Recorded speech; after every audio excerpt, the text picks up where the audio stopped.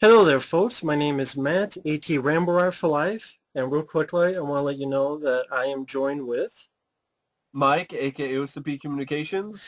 And while we both have talked about this film on our channels, I wanted to get some stuff out of my basement about this movie.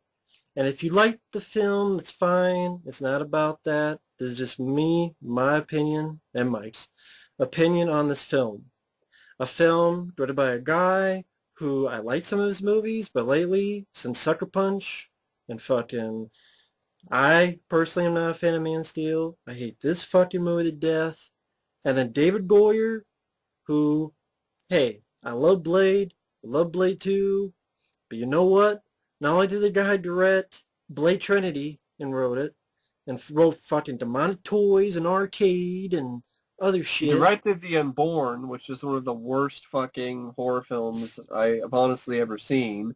And he helped write it too. He came up with a brilliant idea that in order to get a demon out of somebody, you toss them off a fucking balcony. And not only that, and I know people bring up Nolan. I don't care about Nolan. Nolan's Batman films. I don't care. This is the guy to defend, folks. This is the guy who literally, and there is an interview, first off, one that says he talked to people, to a group of people, and he says, raise your hand if you've heard of Martian Manhunter. And people raise their Raising my hands. hand. Yeah. Then he says, for the people who raise your hand, how many of you have been laid? This is the guy you're getting to write your Superman movies. Not just the Superman movies. I mean, DC gave him pretty much creative control, and he was like the main guy behind the entire cinematic universe. So, but recently, I think he might have gotten fired from the Justice League, and I hope that's true because I honestly think he doesn't know what the fuck he's doing. And Because then he went after that and said, oh, you can't do Martian Manhunter. You have to call him Manhunter. He can't be there from already Mars. is a DC character called Manhunter. Maybe he's thinking of Michael Mann's Manhunter. And that was, Strong as I am. but then you also get, this guy is the same guy that A, says that the She-Hulk was created to fuck. Just And a whole fucker, which is all kinds of fucked up because she's his cousin, if I remember yeah, correctly, right? again, this is your guide to write your comic book movies. And years ago, there was an interview, and I quote, Batman versus Superman is where you go when you admit to yourself you've exhausted all possibilities, says Goyer. It's like Frankenstein meets the Wolfman or Freddy vs. Jason. It's somewhat of an admission that this franchise is on its last gasp. He said this years and then, ago when there we're, was talk of little J.J. yeah, Abrams Superman and Wolfgang Peterson Superman, and and we're not making this up either. We can put a link down I in the will, video description down below for people to check out because from the L.A. when Times. when L- Matt told me this, I was like, "This is too good to be true," but it is, and I'm just like, he's contradicted himself, totally contradictory. it was an L.A. Bas Times article from I guess I 2005. guess it depends on how much he gets paid. He's like, it's where you go when you admit to yourself that you've exhausted all possibilities, and yeah, Last I need to get gasp. paid. I need a paycheck. And also, if you've heard of Martian Manhunter, you're a fucking virgin to this guy. So I'm like, fuck David Goyer. She-Hulk can kick his ass, and then the Hulk can rape him up the ass. Uh, Martian Manhunter can kick him in the face. Now, here's one thing that pissed me off about this movie. Get right into it. Some of the fans, They have their opinion, fine. To me, this yeah, is a film that thinks it's smart. It's yes, fucking not. it's like Prometheus. It's like that fucking shit all over again. Where it's a movie that's trying to be really super intelligent, have deep themes when they're not deep at all. They're paper thin, and the film takes these very simple plot lines and just expands them out to absurd lengths and to try be sort of like a faux deep, philosophical sort of take on the film. They Um, they think they're Christopher Nolan with the yeah, Batman movies, and they're 3 steps away from Michael Bay. exactly. All you need is some racist shit, sex shit, and fart shit, We use Megan Fox. and you have Michael Bay movie. And this thing thinks it's so deep and dark. I mean, it's dark, but it's so deep, and it's as dumb as shit. It is. This is a movie that has a jar of piss in it. As a plot point, a big That's a plot plot point. point. I know people have their opinion, to each their own, but when people tell me it's a work of art, I just was definitely... It's a work of farts. Yeah, It it's a work of stinks. farts.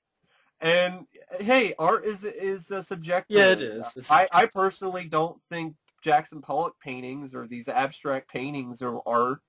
I personally think art is something that is unique to the artist and is something that only the artists themselves can provide and not just something that anybody can do. And to me, Batman vs. Superman, at least for the story and for what I see on screen, seems like something that a fucking monkey could come up with. I don't look at that as art. Oh, you could just splash some paint on the canvas. That's a painting. And I don't see that. That's just me personally. Just like I don't see that this is really that great of a movie or barely even a film because it has all these different elements that are just thrown on the screen. Just like a bunch of paint just thrown on a canvas at random intervals. There's no structure to it. Yeah, first off, it's called Batman v Superman. The V must be for fucking Viagra, because it's a limp dick, and it needs it, Viagra, to any kind of stiffness. It's Batman. The only time it ever kind of pokes up is that like that one scene where Batman kicks a bunch of ass to like save 2 Martha. hours in. Yeah, exactly. And it's like 5 to 8 minutes long or whatever. It's actually like 3 minutes long. It's actually 3 minutes. It just feels kind of longer. This is cool. It's something. Yeah, it's exactly. Something happening. Worth the shit. It's a Batman v Superman, and you don't get Batman v Superman of any sort until like 2 hours, hour 45 minutes. An hour and 45 minutes. That's when you get the first the Batmobile chase thing, which is fucking pointless, folks. Well, that's what you get the fight, yeah. But even that fucking chase is pointless, which I'll get. Yeah, that's what I'm saying, the Batmobile chase. Yeah, that's yeah. Okay, let me ask you, Mike. Let me ask you, as Superman character, do you like Superman in general? I like Superman, and I of course I grew up with the Christopher Reeve films, but no, folks, I'm not like, it needs to be Christopher Reeve. That's not how I feel about it. I watched Man of Steel again recently. I thought it was okay. I saw some Superman I hate the movie. I actually appreciate and like in that movie. But that might have been because I watched it after this fucking disaster, and it made me, I don't know, like a little bit more appreciative for some things, or maybe I lowered my expectations some. I don't know.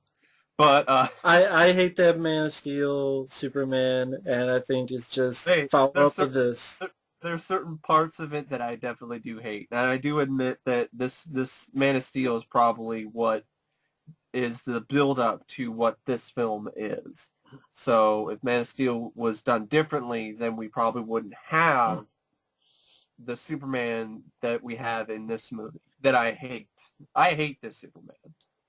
Man of Steel Superman, I could deal with him. This Superman, I hate. What makes him a hero in this movie? I guess because he saves us again. Just the plot tells it. Exactly. It's the base amount of heroism that's here. And you have a montage to funeral music. That's what it sounds like. It's like he's paying taxes. It's such a terrible montage. And then you have the whole scene where he's dragging a boat over his shoulder. He's I gotta drag this boat. And then, across the ice. And then, I gotta save this fucking shuttle. And then, yeah. I'm I not. gotta save this girl out of a fire. Oh, here's these people on this flood. It's like, you idiot. Why'd you get on the house? Why'd you get stuck, you idiot? Why'd you send me a signal? That's not for Nuts. me. I don't do that. You dumbass. Well, how'd you get yourself stuck on that roof? It doesn't even save him, just looks. Just staring. Maybe he left. We don't see him say, maybe he just left and said, fuck this. Where's Lois? Just her and Martha's the only people I can save. And Tear. It looks like he doesn't even want to do this. It's like, No, I mean the whole scene where he's dragging the boat. It's obvious. It's so heavy-handed symbolism. It's one of many examples of this movie trying to be deep when it's about as deep as a fucking thimble. I mean, because you're just like, that's just, it represents him carrying the burden of being a hero. He doesn't like well, literally, it. you have to do it literally. Exactly. Like you're a fucking art student trying to impress your professor. And then the professor would be like, no, This heavy hand is I'm not impressed. pretentious bullshit. Try too hard. There's nothing subtle about it. And the Superman is a sad sack of shit. Yeah, I mean the whole scene in the Congress, except it explodes. And he's just standing there with like one tear rolls down his cheek, and he looks like the Indian guy from that old ad from back in the 70s, where it's like, oh, the pollution, and the Indian has that one tear. And it's like, what is there to like all this? Why should we root for this Superman? Why should we care? Why should I give a shit if he doesn't care about being a hero? Because that's the whole thing. I mean, it seems like when the whole thing explodes, he just stands there with this look on his face like, oh, Place that dump on his me. pants. Not again. Whoops. Oh. It's like this not again. Like, oh. Like, he's just like, oh, my life sucks. And then they die. Exactly. My life sucks, and then they die. Or I kill someone. And then directly after that scene, you have the whole thing where Lois is trying to be his bridge or trying to be his heart or something. And she's trying to represent his love for humanity. And she's right there pointing at his chest and like, this stands for something. And I'm like, yeah, it stands for shit. And you know, sad sack of shit. And just sad and pathetic. But okay, all right, stands for something. But anyway, then Superman says this line, and I don't know who wrote this. Was it Terrio? Was it Goyer? My bet is on Goyer. This line of dialogue, Because it's realistic. We need a realistic, sad Superman. It pisses me off so much to see Superman say something like this, where he's like, Superman was never real. He's right. He was just a dream. He was just a dream of some farmer in Kansas, and then he flies off, and then hallucinates about his dead dad. What dream? He doesn't never want to be a hero. What dream? To him, it's like a nightmare. That's why he's so mopey. He's so sad about being a hero. It's not a dream. It's a fucking nightmare to him. He's the one that should have having the nightmare sequences, not Batman. He's so fucking sad. I'm like, you're Superman. What's so super about Superman?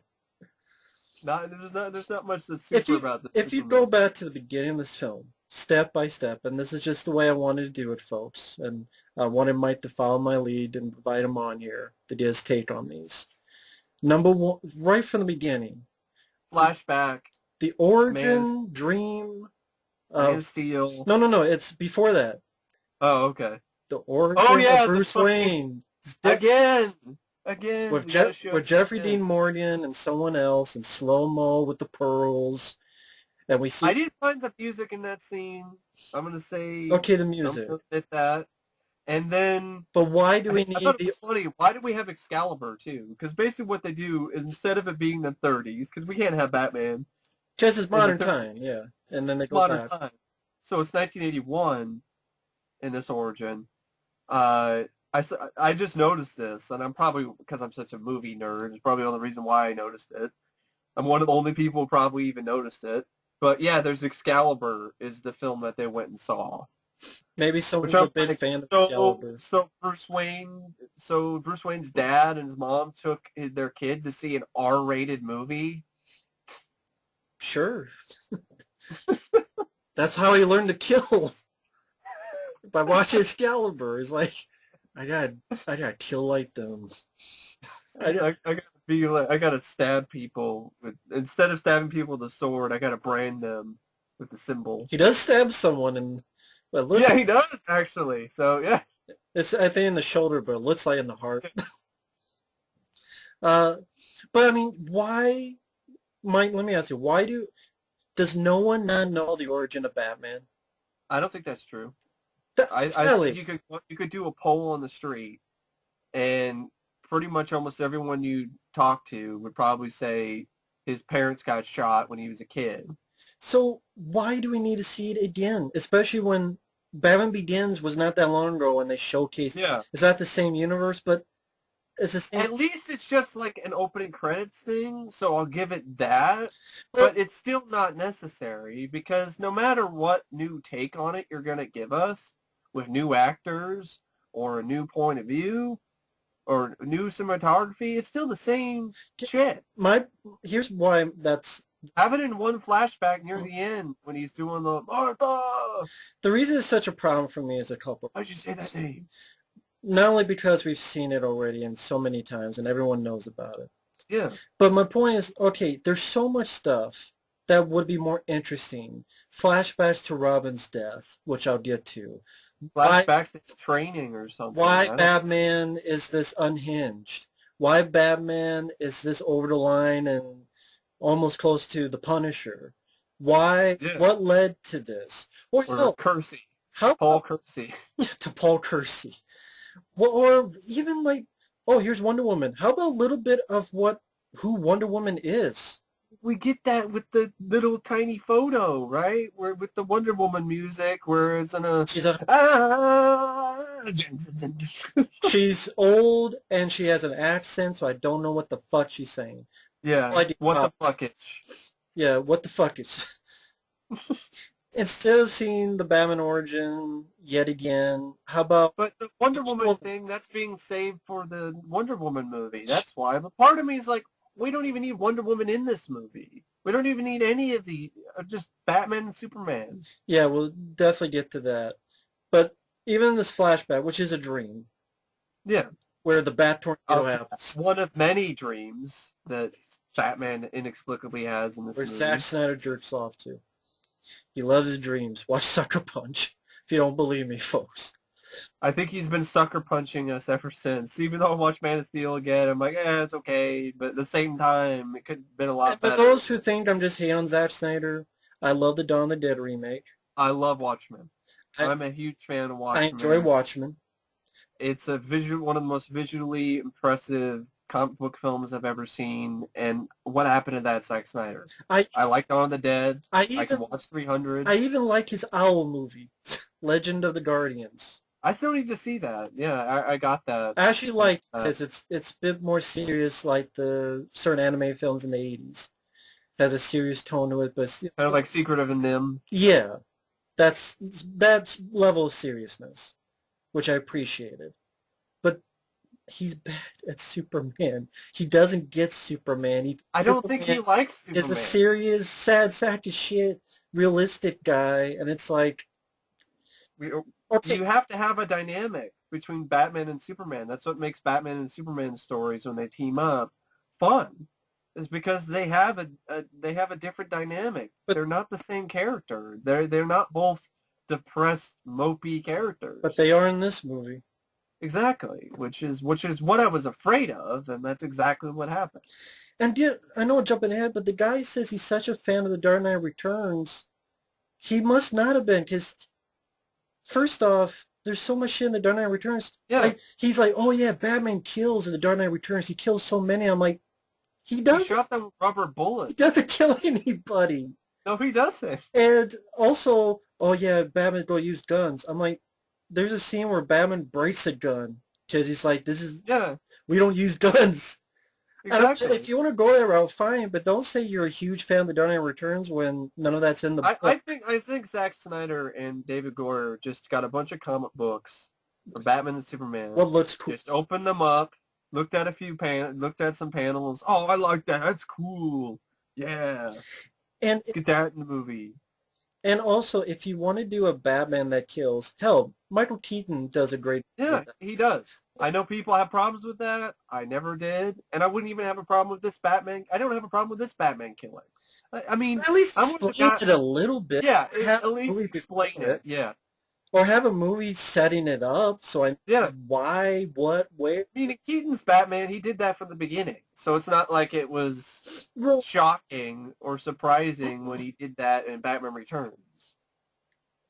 yeah, I mean, I think it's just because what the story is trying to deal with is makes them out to be hypocrites, though. Yeah, it does. You're killing people. You need to stop.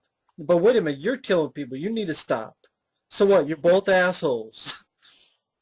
I mean, And you have the whole scene where Alfred is talking about to Bruce after, earlier in the film. He's talking about, how things have changed.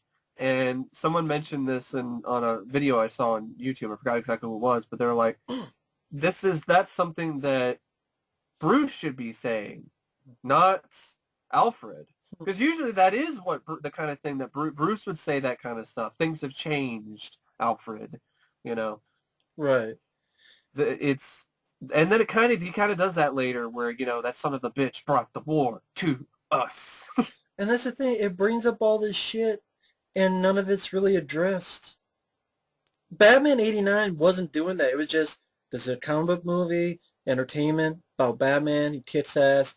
Here is trying to be And it's darker, and it's more violent, and he does do more stuff that, more typical action films of that time would do. I think that's kind of why Batman in those movies didn't really have some no-kill rule or whatever, because it was back then. Era RoboCop. Era. Yeah, it was trying to be like that, or like an action movie from the 80s. So I don't care, because Batman killed people in his first few comics. You can retcon it all you want to, but he did. So I mean, I can understand why people would maybe like to see that version of Batman on screen, because that's never really shown. Exactly. I mean, they kind of did that in the Nolan films. But he still killed people. But I mean, yeah. See, that's the thing. They tried to do it in Nolan's films, but then there are times where it becomes contradictory. Like he didn't kill Ross with his bare hands, but he just basically let him die. Yeah, I mean, it's like, okay, if you want to go this route, fine. Or if you want to go to... But show what happens to lead up to that point. I agree with you. Let's have a flashback in the beginning, a nightmare sequence. Why would he have a nightmare sequence of his parents' death again? I mean, because he's had that dream many times. Yeah, I know. But what about yeah, that's what I mean. We could see it in a flashback. Death of Robin. When it's necessary, when we're trying to connect the dots with Martha, then okay, maybe. Then have him looking at his gravesite and we see the names. Yeah, I like that, actually. I like that idea. And one name is Martha, and it can flash right when he's about to kill. Yeah. First off, the whole thing is stupid. Don't have that anyway with the Martha shit. Exactly. I know. No, but yeah, the whole thing with the graves, yeah, I miss that kind of thing. That's one of the things I really liked about the Burton films is, yes, it was subtle, but I really liked that stuff where Michael Keaton's Bruce Wayne would revisit the scene of the crime and leave a rose. Yeah, that was done that was done fine. I really liked that. It was very subtle and simple and quaint, but it was very effective. And even in a dream, why is he going up in a tornado, bat tornado, that he's going to fly? Another more Jesus imagery. But I thought Superman was Jesus. Someone had an interesting idea. Instead of when this guy said, I forget who it was, really, man, I wish they would have done this. You know how the bats go up around him and they make him fly up? What if the bats went around him and pulled him down into the ground? Yeah. And then something emerges and it's Batman. That's a And really he was cool. pulled down, and because the Bat's afraid of, That gave me chills just thinking about that visually. the Bat's Just, afraid of, and he's screaming, no, no. and then that's when you first see Ben Affleck's Batman, and then he actually has a fight scene in the beginning instead of We see the silhouette. after. We see the silhouette of Batman when he comes Yeah, up from his dream. yeah, Then it'll cut to maybe he wakes up, or maybe the bat signal or something, and then we get an early action scene. if you're doing the kind of Batman from The Dark Knight Returns, wouldn't Batman in that series was he was having voices in his head, remember? In The Dark Knight Returns Part 1 and 2 with Peter Weller, which I absolutely loved. Yes. That's The Dark Knight Returns done right. It's a lot better than this movie. Because all this did was just take certain sequences and just threw them in the movie without any context. In a blender. Exactly. But yeah, there was that in the beginning, all this crime is happening and he's trying to sleep and he's having a nightmare again. And then it's like Batman, this other part of his psyche is speaking to him. Oh, right. It's time, Right. You don't really have that kind of thing. You should do that. You should do that where you have the dream and then it comes out and it's the silhouette of Batman and then it dissolves, but we're still in the silhouette of Batman. Maybe he's over Bruce Wayne.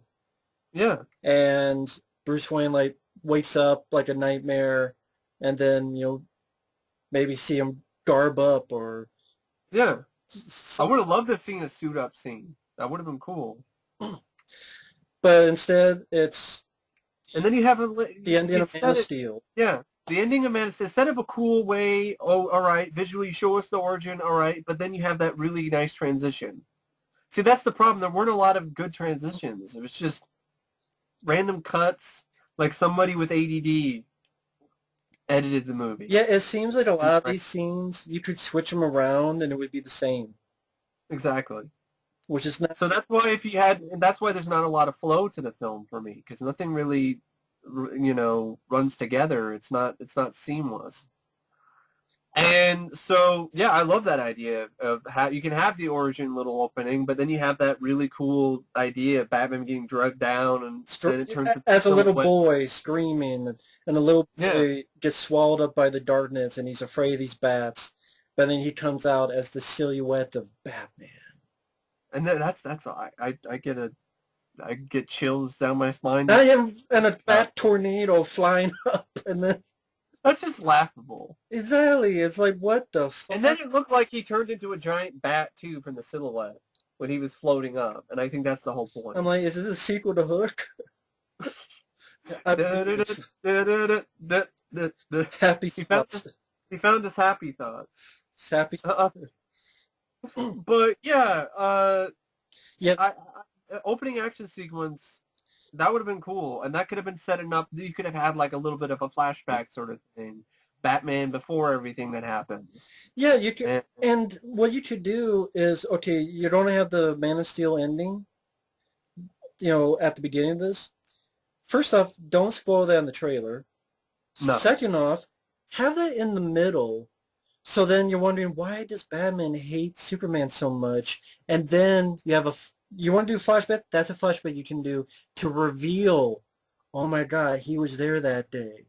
Oh my God, that's what happened. He was there when that happened, and his building. And don't have the little girl. Don't have that. No, that's completely... I'm talking about when he calls and the guy's like, oh yeah, something's happening. Oh, thanks, Bruce. He just... Yeah, that's bad. That's bad. But the little girl thing, her just randomly being there, is just like, why? Because her parents are dead up above. I know, but how did she get from down here to up there to down there? I mean... maybe she flew off. I don't know. Remember Man of Steel when everyone was saying the city was evacuated? And they did a retcon of... Yeah, I remember people, like, getting on my case for that. Yeah, I remember that. The city was evacuated, Mike. No one died. No, it wasn't. That's bullshit. Especially when you I'm look at glad. this. I'm glad the movie said no. That's not true. Yeah, they really had a retcon that. Because I guarantee if people didn't complain, they would have said, yeah, the city's empty.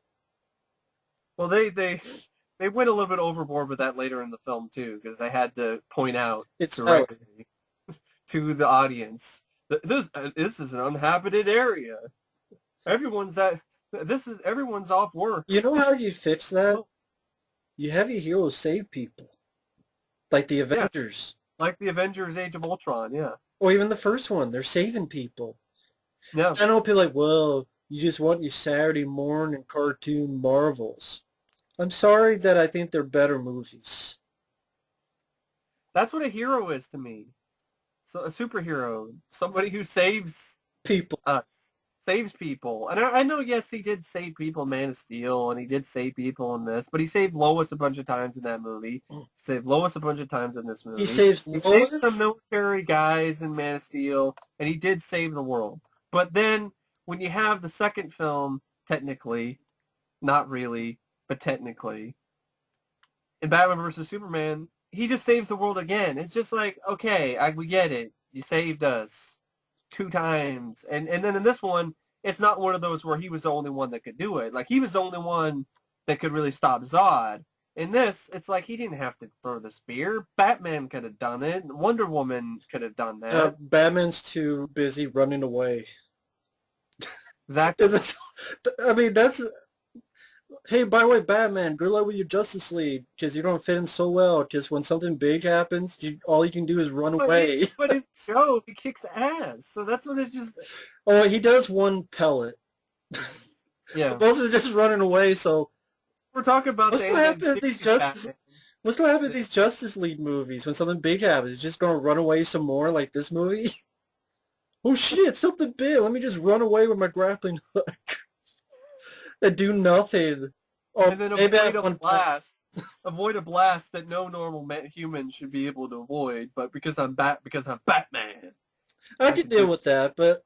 And I could be fine with that too. Gadgets. There's the double standard thing with Batman, though. There are fans out there, I'm not speaking to everybody, but there's some fans out there of Batman who have this whole, Batman could do anything. Batman could beat anybody. And then here he is, like, jumping away and getting away from Doomsday because he can't beat Doomsday. Yeah, get in the Batwing, shoot at him or something. He kind of does, but instead he goes, I gotta lead him back to... I gotta lead him all the way back. That's such a but don't worry, the dots are empty, I think. Just stupid. Or whatever the fuck he said. He didn't have to do that. He could just fly in the amount of time it takes him to fucking lead Doomsday to Gotham. Why does he have to lead him to the spear? He could just get the spear and then take it to Doomsday. I mean, Batman himself could have found some way to fashion up the spear into some kind of missile and shoot it at Doomsday. Why didn't he take the spear with him? Why Lois Lane? Why did Lois have to be the one to go? Oh, what do I do with this? Just throw it in this water. And then she's gonna dive in.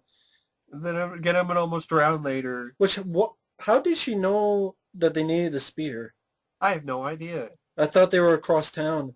Because Metropolis is New York and like Gotham's like New Jersey. That's how close they are. So I mean, it just makes you ask more questions. Like, okay, why is Gotham such a shithole if Superman lives right next to them? And I don't remember it being like that close, though. I could be wrong. I don't think it is, but they said, "Fuck it, no big deal. Who cares?" And why would, I mean, because I thought Central City was closer to Metropolis than Gotham. And speaking of Man of Steel, if Zod is going to kill the Earth, where was Batman? Because Metropolis is like... Well, he shows up in his Batman vs. Superman edition Jeep, driving around, and they're really... I know people are saying, like, so we're going back to the beginning with the Batmobile, or his Batman. I know, as Batman, I don't know. He's as Bruce Wayne for some reason. He's like 10 feet away from Metropolis.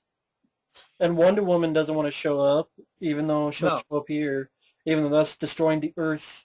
What about the other Justice? The other people like the Flash could do At least in something. Marvel, it establishes that a lot of those were not born yet, or were not They had their own created yet. movies until they did some kind of big event. Like Captain America And was in ice.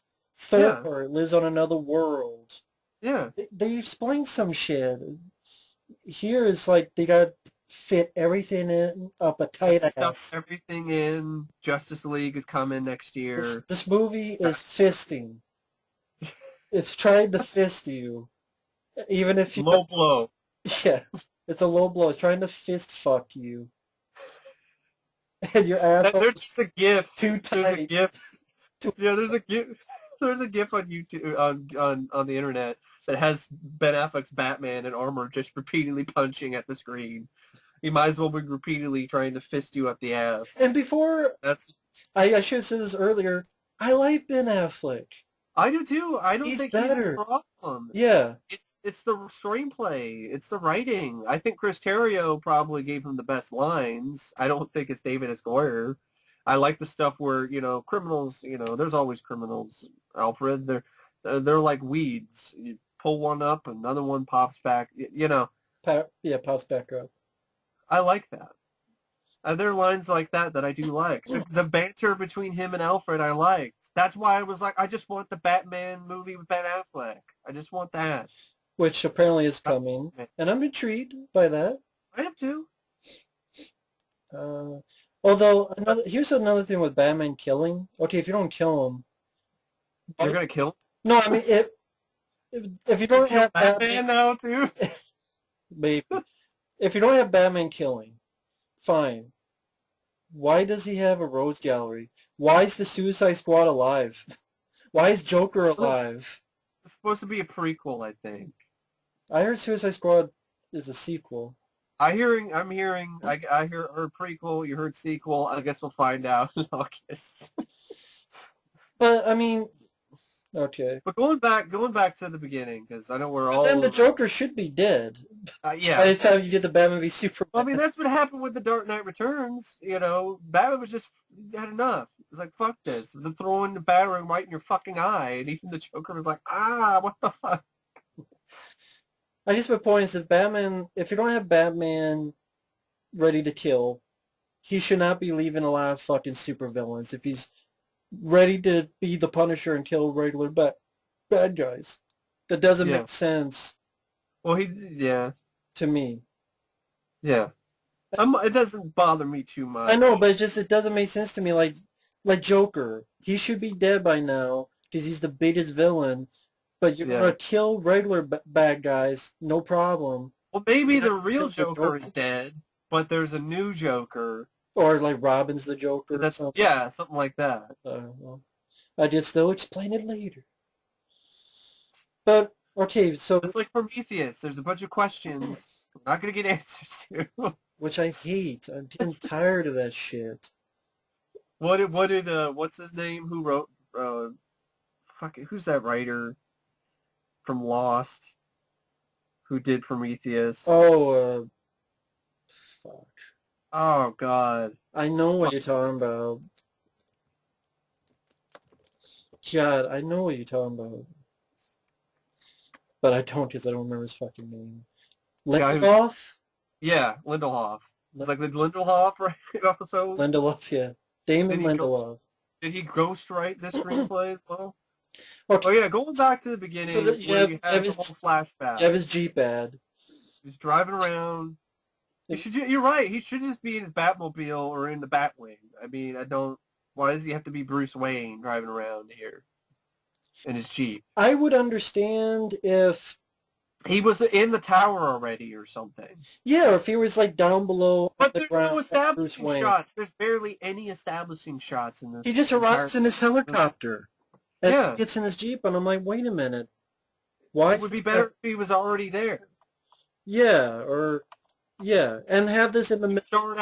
You start out from you have an establishing shot. Don't show the destruction yet. It's not happening yet. Everything seems like it's calm and it's fine in Wayne Tower, but they're looking around and they're freaked out because of the world engine or whatever.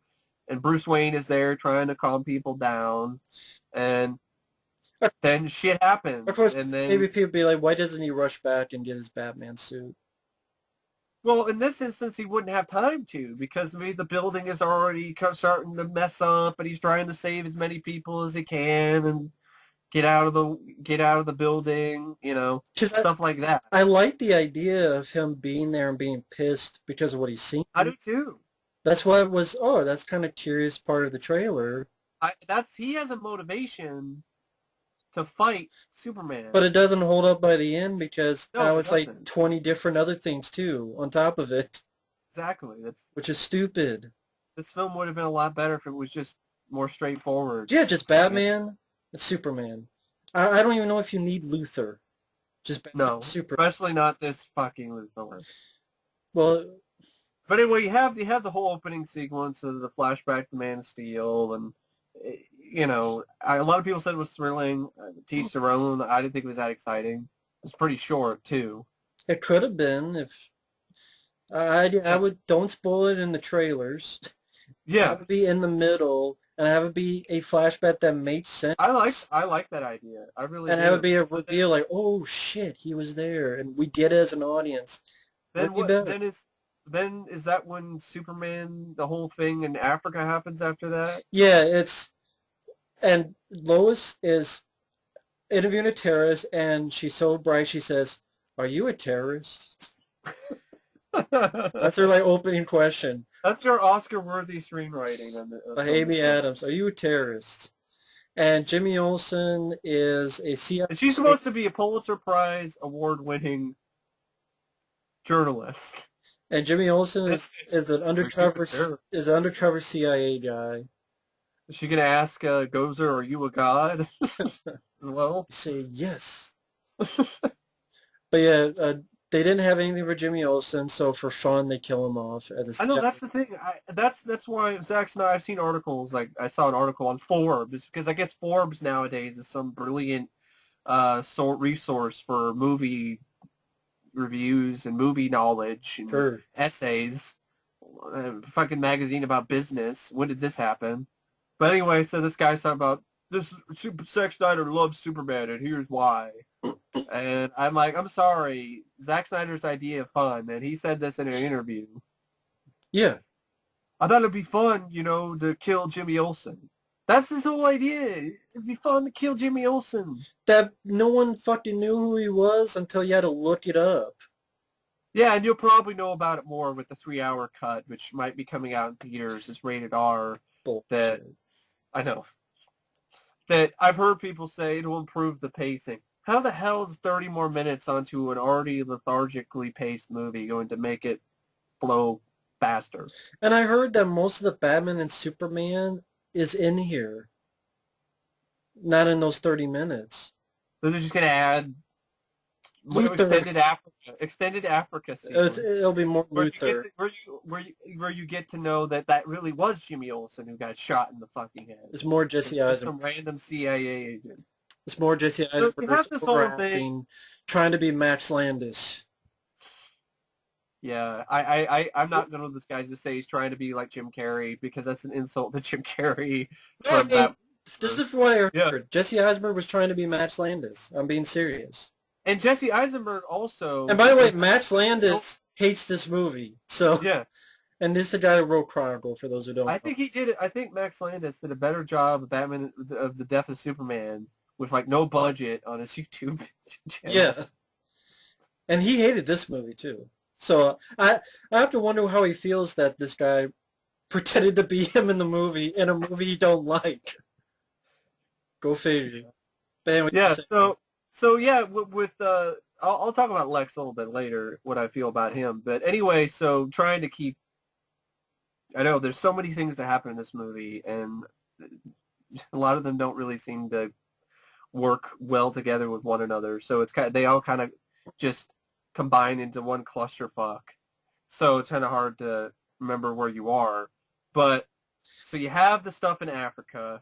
What I'm wondering about with this, Jimmy Olsen dies because Superman can't save anyone except Lois. why doesn't Superman stop Jimmy Olsen from getting shot in the head? If he's there, technically, well, I guess he isn't. He just has Lois sense. Oh my God. But I sense that Lois is going to get shot.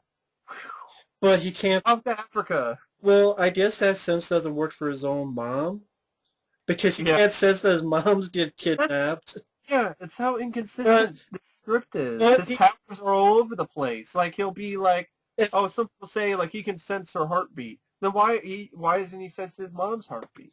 like Jesse Eisenberg can throw off for a building and he's there, but I guess yet he Like can't. all the way from the Arctic. He doesn't know that his mom got kidnapped, and he can't find his mom, by the way, for some reason. This is an example of this awful screenwriting. It'd be cool if he had super sight and hearing to find his mom. Is it? Well, he does, but I know I was being sarcastic. he didn't want to look. Why? Remember? He's like, oh, I didn't see it, and I'm afraid it's because I didn't. No, I'm talking about his mom. I didn't look. I didn't look for it. Yeah, I know, but I'm just saying I'm applying that to that because you just in a sort of sarcastic way where he's just like, I didn't look. The bomb, yeah. I didn't look I for get it. what you mean. See, this to me like he could. Yeah, but not his mom being kidnapped, and he has X-ray vision. I saw it in Man of Steel, so not in this movie. yeah. I don't remember him using it one time. No, the only thing you get is I didn't use it, or I didn't look. I didn't have it. I don't know why. Really what it is just shitty screen. It's an excuse for a shitty screenwriter who's being fucking lazy as hell to be like, I don't remember all these powers. And that's the point, is I could go through every scene and see that shitty script. But that tornado and this fucking bullshit and Africa thing. And then even after that, with the whole Senate hearing, where everybody in the Senate buys the words of one African lady who's just like, Superman is in the sky, and then all these people were dead, and he did it. But they were shot with bullets. Is he shooting people with bullets now? Oh, well, he came down and made everyone shoot him. They're terrorists. With America, we'd be like, yeah, Superman, he killed terrorists. Superman for president. He's going to make America great again. Just like Donald Trump, he's gonna be president. Fuck yeah! He killed he killed him with guns too, like an American. He killed terrorists. Yeah, Superman. He's part of the NRA. Yeah, Charlton Heston would be proud. NRA, Superman. He killed terrorists with bullets for some reason. Or maybe even if he did, I don't think people would be pissed off that he. But I mean, they're saying like some innocent people died too. But why would you automatically? I don't remember them talking about innocent people. I just that just because one witness said that Superman did all this, you just like, yeah, he did. But what about Lois Lane, who was there, who's a Pulitzer Prize award-winning reporter? Yeah. Who apparently some of these people in the Senate know. But they probably know she's fucking Superman because apparently everyone knows everybody's business. Like Luthor knows everything. Yeah, I don't know how. Batman. And I have the Justice League, and I even made the symbols on my computer for them. That was so... We'll get to that. But that's what I mean. Like everything about this, you think about it for a second, it's not nitpicking. The whole movie is a giant nitpick. Exactly. You just pull one thread, and then it just starts all unraveling. And you know what? At the end of the day, if this film wasn't boring, maybe we could enjoy it. Yeah. But it was boring. Yeah. And it was boring. And that's the biggest sin was it was boring. I have a lot of sins, but its biggest sin, it was a boring bit. But well, in large part, it was boring because of how much of a clusterfuck it was. Because of how terrible the screenplay was, and how jumbled up it was, and how it was just scenes after scenes that didn't seem like they connected with one another. And so then you're just left there like, well, I don't give a shit. I'm really bored right now. Who cares? Oh yeah, remember when Superman hit that guy and he went through a brick wall? Yeah, he pretty much killed the guy, really. But yeah, but the whole Senate thing, I just don't buy it. It's just right off the bat, I'm just like, this is ridiculous. He doesn't answer to anyone, not even called himself. Yeah, Superman did it. I think a better idea, kind of like, remember in the whole South Park, Simpsons did it. Superman did it. Superman did it. But really, I think it would have been better, and I think Angry Joe came up with this idea, and I like this concept, where, you know that dream that Batman inexplicably has about the fucking Mad Max future with those Superman soldiers? Yeah, Batman Fury Road. Have those be soldiers that are hired, have those be the hired guns by Lex. And then people get shot, but the people, they're wearing Superman symbols, and it's all over the news, and so people think it's Superman's army that killed these people. So then you have a reason for the Senate to be like, we need to do something about Superman. He's not answering to us. He's creating this army. And then you have the whole thing where then Batman would be even more upset. He'd be like, what is he doing? It's exactly what I was talking about, Alfred. If there's only a 1% chance that he could do this, we got to stop him. Which, that's a lame excuse anyway. I mean, wouldn't the other superheroes be part of that 1%? Yeah, I know. I know, but yeah, but still. But I just think that would be better. Wouldn't that make more sense? Lex's plan would actually kind of make sense then. Here, you just have to buy the fact that Senate would just be a bunch of Superman did it. Well, I mean, if Superman wasn't an idiot and was a detective, or even Batman. Batman's not. That's what I meant. I meant Batman. If either. Batman was a detective and wasn't stupid, if Batman, detected shit, which is what people complain about Michael Keaton. But this apparently, I don't get that. I don't understand that at all, because he did a lot of detective stuff in those movies. Like, he figures out what products mix with what, and that what makes it lethal. So when all these people were dying, all these Smilex, these products that were, mixed with Smilex, Batman figures that out, gives it to Vicky Vale. Oh, by the way, let's get into this. Jesse Eisenberg.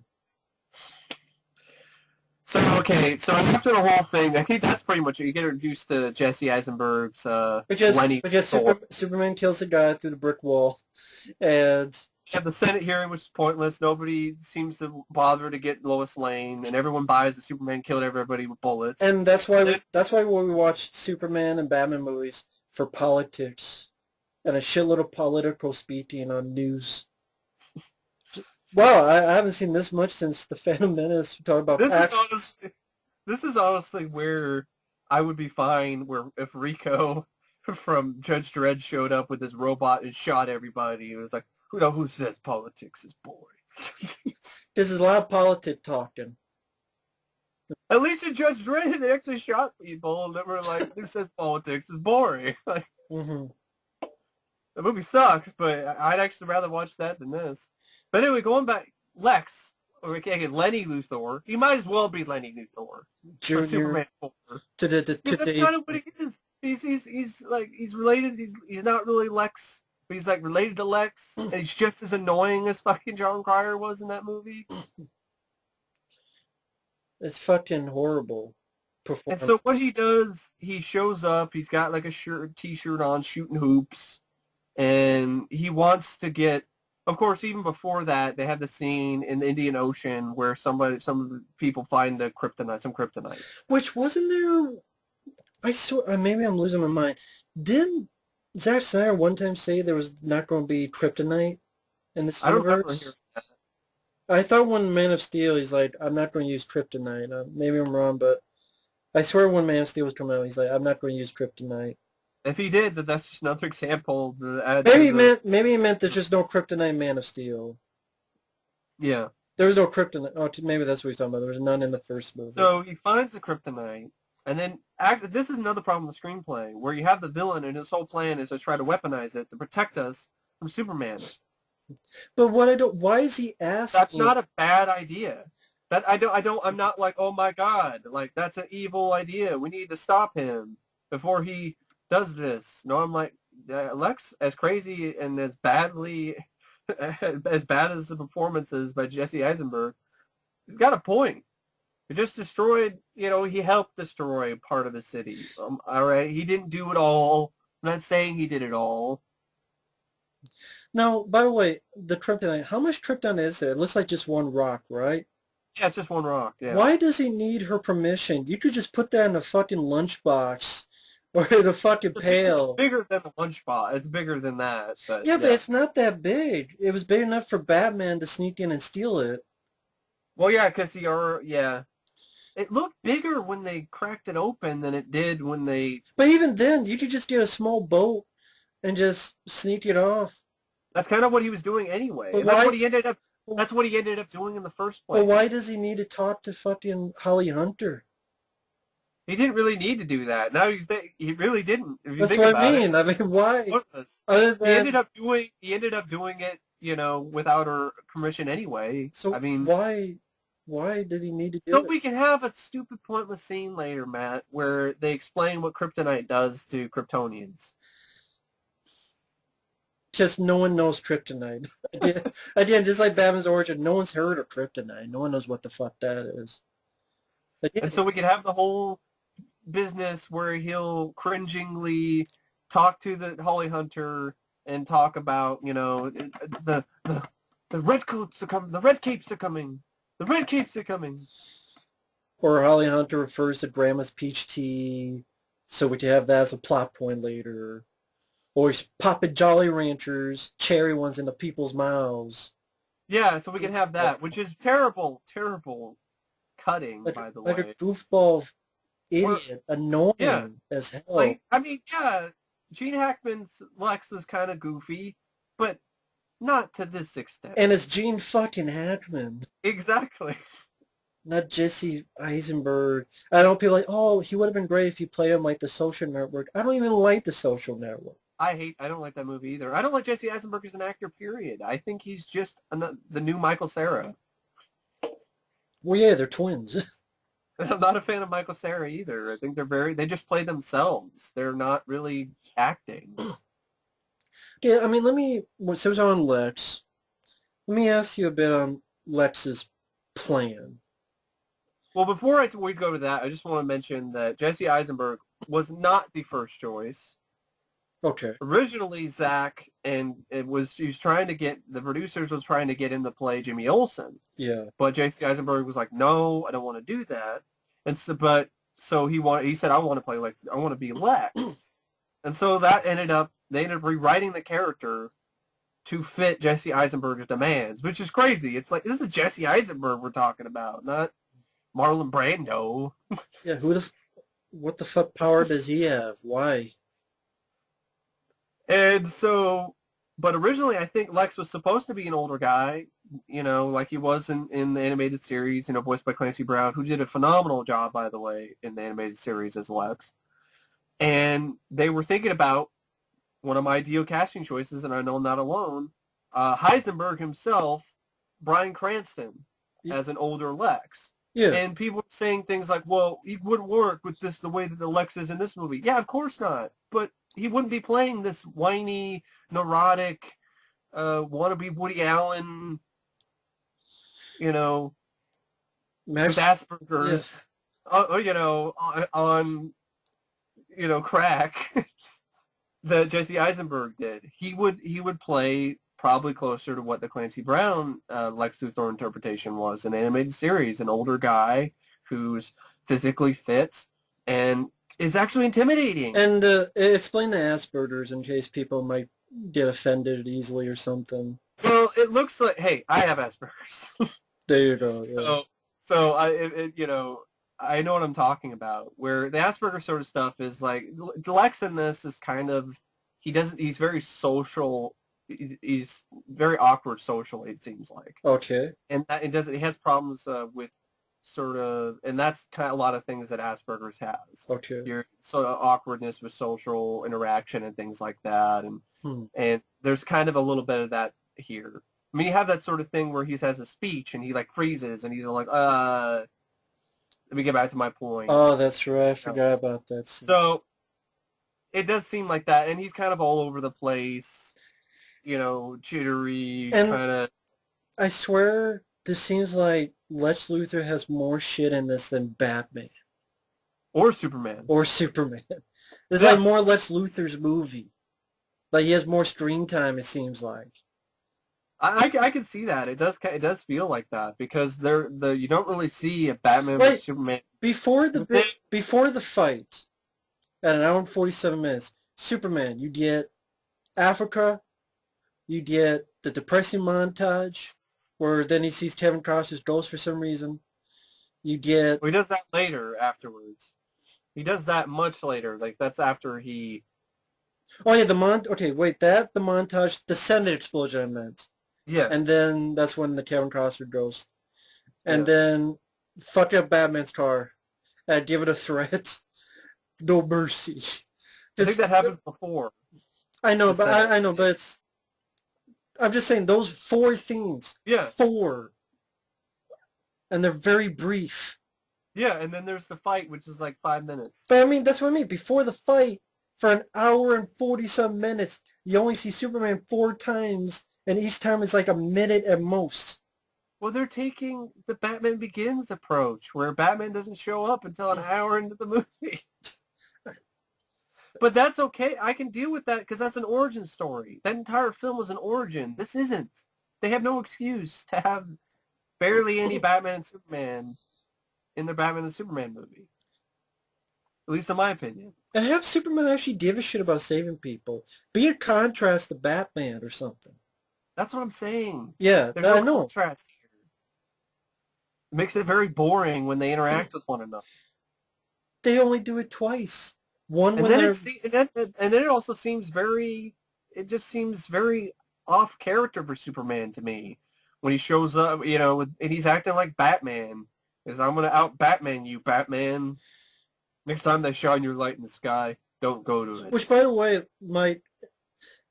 doesn't consider this mercy. And then he walks away with a scowl on his face.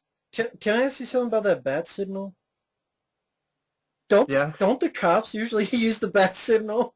Yeah, they do. So wouldn't that mean the cops are asking for Batman, and so Superman's pretty much telling, if the cops want you, fuck them. You can't listen to the cops. I thought that's what the bat signal was for the cops. Well, I guess this might be during the Dark Knight Returns sort of thing, but even then... But it doesn't explain that. Even then, what's her name? Then who turned on the bat signal? I forgot her name. I forgot her name, the one that takes over for Commissioner Gordon when he retires. Okay. But she still supports Batman by the end of the Dark Knight Returns. So it's one of those things, he's too big. She says that. But none of that's in this movie. No. But that's what I'm saying. Aren't the cops doing the bat signal? Who else could it be? Commissioner Gordon. I mean, we haven't seen Commissioner Gordon in this movie, but I'm assuming that he's still alive, and he's like, Batman, we need you. And they said he would be in Justice League, Commissioner Gordon, like a small part, so he's not dead. That is, I never thought of that, but yeah. That's what I mean, like, isn't that the cops? Like, isn't that what the cops do? Yeah, the Gotham Police Department, yeah, usually, yeah. Don't go when the cops asked you to. The Batman would be like, what? Were you going to stop the Joker? Is that what's going to happen? He could. I mean, Gotham's only like 2 miles away. Does he have to go across the world? He's like, I can go 2 miles. He's like, why is Gotham such a shithole when Superman's... Gotham doesn't need you. I could do it. Oh, yeah, because I'm an asshole who doesn't want to save anybody. That's why I'm sad. I'm too busy being mopey. Yeah. That's what I mean, like, none of this makes sense. The stuff with Lex...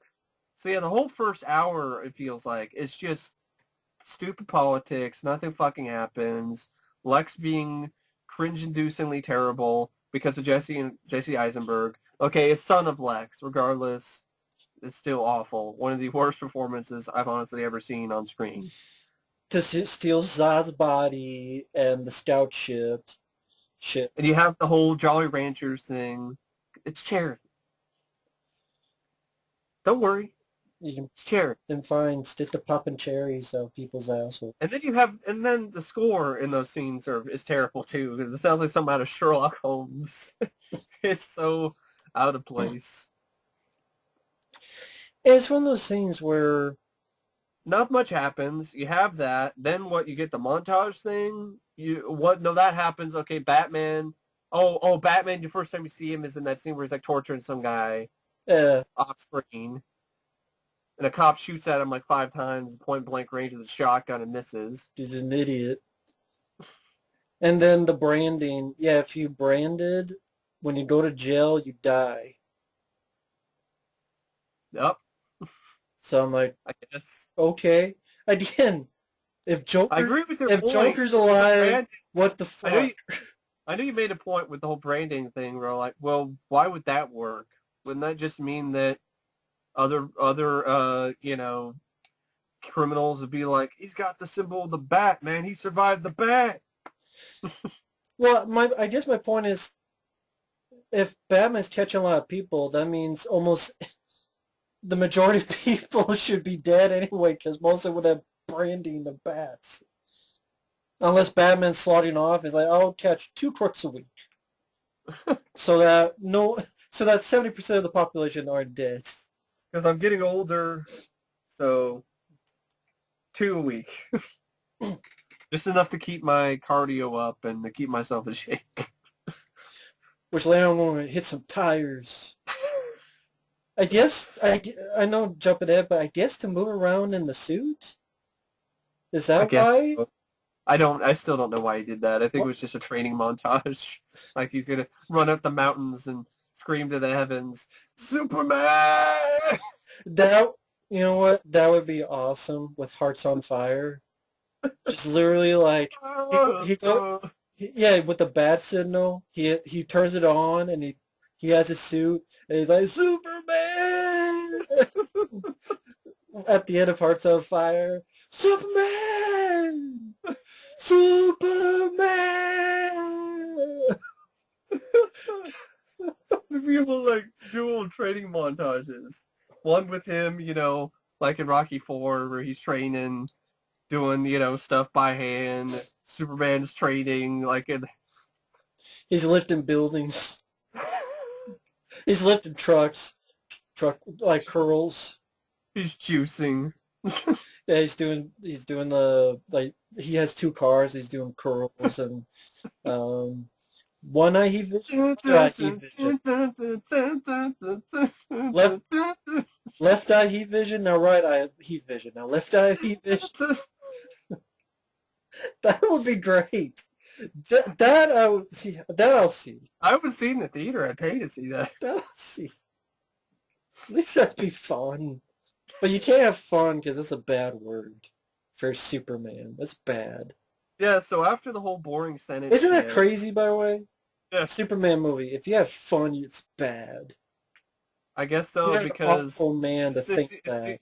it's the total extreme thing, Matt, where it can't be like the Christopher Reeve Superman because those were corny and those were sappy. And you know what?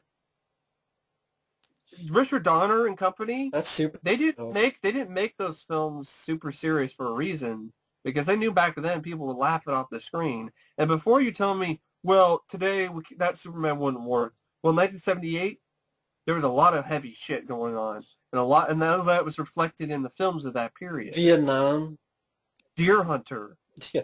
the Godfather films, a lot of these big films, were pretty heavy, kind of depressing, dark movies that were winning awards and stuff. What's their answer for why it wouldn't work in today's age? What's their reasoning for this?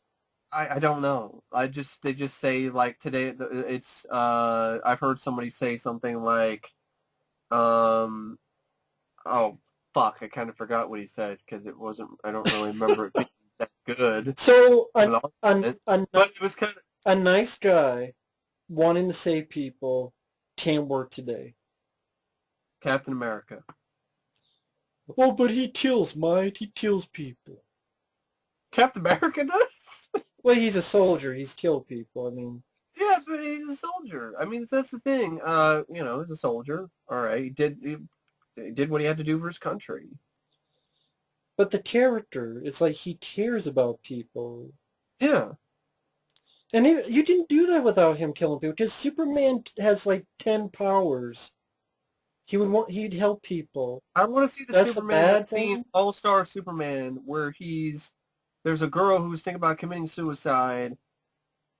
There's like multiple stories. There's one panel where he's helping this girl who's thinking about committing suicide, and he's pretty much, if you want to do it, I'm not going to stop you, but I want to let you know that I'm here, and if you want to talk, I'm here.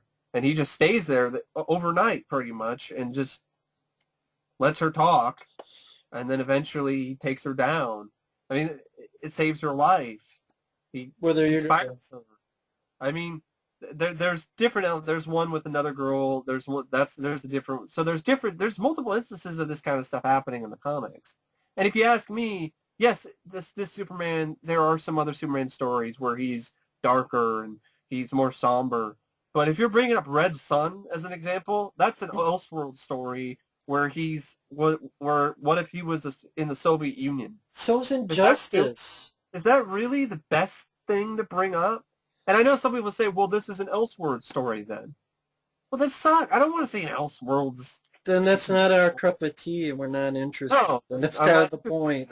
Especially when you go make a Justice League universe on an Elseworld story. Was that really the right course? So an evil, like an asshole Superman and Psycho Batman are going to work together in the Justice League with Wonder Woman? Well, Superman's going to die. Well, but not really die. And then he's going to come back. He's going to be evil because it's injustice. He's already evil. I mean, it's not going to be much of a difference. I think it would be a great pull the wool over view. It's like, well, that wasn't Superman. That was Bizarro the whole time.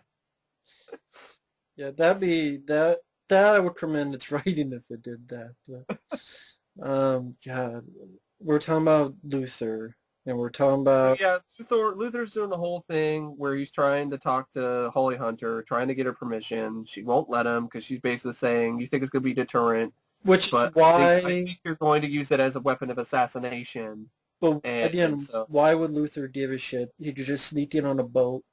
He's rich as fuck. Yeah, I think he could afford. That's what he does anyway. He could move the rock, and instead of that bomb, it could be like a Kryptonite bomb and kill Superman right there. Boom, Superman's dead. Done. End of movie. Instead of blowing up a wheelchair guy.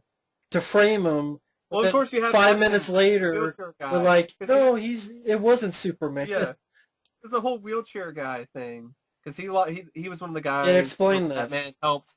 Batman in the flashback of Man of Steel, the part of the building fell on this guy. I guess he worked for Wayne, and he helped get the building off of him. And now years later, after Man of Steel, the monument statue has been built of Superman. Which I don't get why that monument was built when everyone hates his ass, and he destroyed a city. That's the problem. The film does not show both sides of the equation, so to speak, when it comes to people who like Superman and people who hate him. It's mostly people... Other than Lois. And that one scene where people want to touch his chest. That's about it. But most of the time, it's mostly from most of the film's point of view is directed towards the people that hate him. We're supposed to just assume people love him because... So that's the problem. But I don't like that. I think... Because remember when Clark and Bruce met, and Bruce is like, oh, well, you were ready to puff peace, and lights him, and then Clark's like, well, the world doesn't share your view. What? The share does shoot Bruce. The share does hate Superman. What are you talking about? That's all we see. According to this movie, yeah, everybody does hate him. So I thought Trent like, well, the world doesn't share your view. What the fuck are you talking about? See, it's one thing if we see that. That's the thing. It's one thing if we see that on screen, but we just see the bare minimum, and it's not balanced out. And I hate it when movies do that, where you overbalance things. Where there's too much hate and not enough people who actually love Superman. So that when he does die, you're like, who cares? I'm like, yeah, I'm glad he's dead. Fuck him. I'm glad he's dead. I'm glad he's dead. This is the same asshole Superman that in the last movie, he literally jumps up and destroys a fucking military thing. Yeah, that was bad. Fucking watch me, asshole. And then the girl's like, he's hot. I'm like, this is their job, and to them, you're just involved with the city being destroyed. I know you say the world, but thousands of people died. You don't think Man of Steel, you could have just simply had a sequence instead of him kissing Lois Lane, the rebel, searching for people, or helping rebuild it near the yeah. end. Which, by the way, considering how much destruction in 18 months, they did a good job cleaning Metropolis, though. Yeah, they do that. That happens in the comics, and that I know, but but and it happens in the makes me cartoon. laugh. That's all. It does make me laugh. Yeah. It takes like 3 years to build something. Usually, like build a store, but in 18 months, it looks perfect. The reason I bring that up is you really want to build Superman, have him help Try building. to be realistic.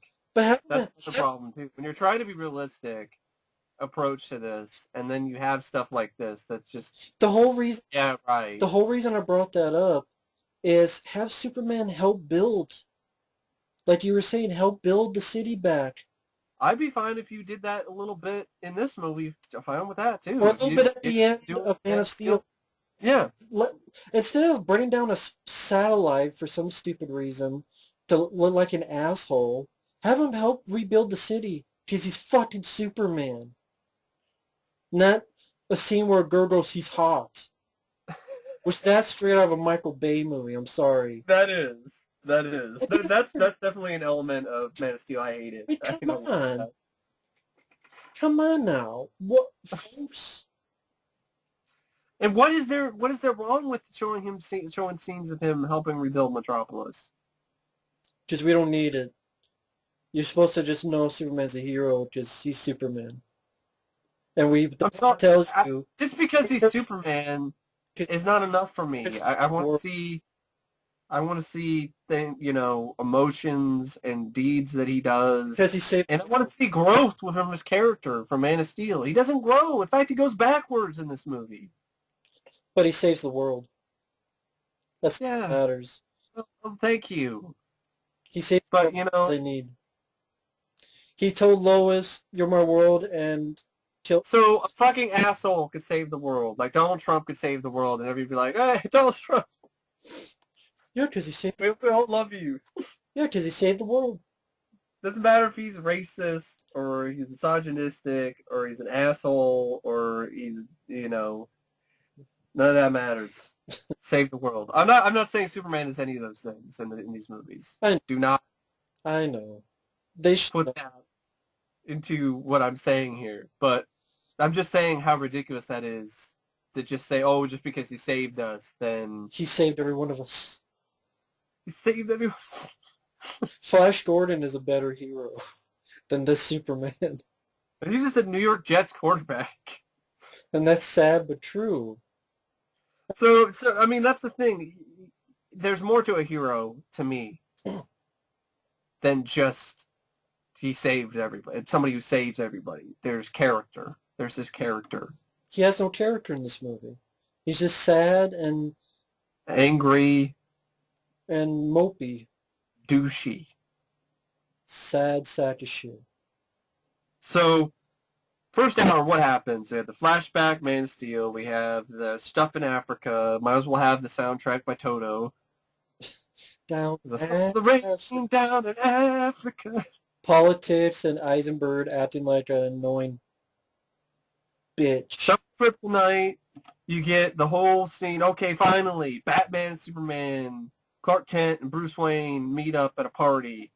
The only reason why the party is there in the movie is so that scene can happen. So Batman can infiltrate Lex's place and find some information. For a dirty bomb, that's really kryptonite. Kryptonite. And there's that one scene where he's at the fight. I guess that Bono guy, the terrorist, Bono the terrorist, who I like to call him with the sunglasses. Right. He's supposed to be KGB Beast. Who's that? Who is a Batman villain. He was you seen that the one where what the name was? I know you weren't a fan of this one. It was like a Batman one animated movie where it's kind of like, it's not Arkham, but it's like a prison that's in kind of like Alcatraz. Yeah. Forgot the name of it. Damn it. KGB Beast is a guy that has metal arms and he's part machine and stuff. So this guy is... okay. I know what you mean now. Yeah. Idea show. So he's the guy who has the flamethrower at the end of this movie and gets fucked up by Batman. So I guess eventually he'll become KGB Beast. But I only know that because I find out his character name later. He's never named by his character, Anatoly Kanyzev. I guess it was maybe on the screen briefly one time when Batman's looking for him. So he finds him. You get like one of hey, fight. Wow, an action sequence. Somebody punching somebody. Because all Batman's trying to do is get information, and that's how he gets information on this dirty bomb, which is Kryptonite.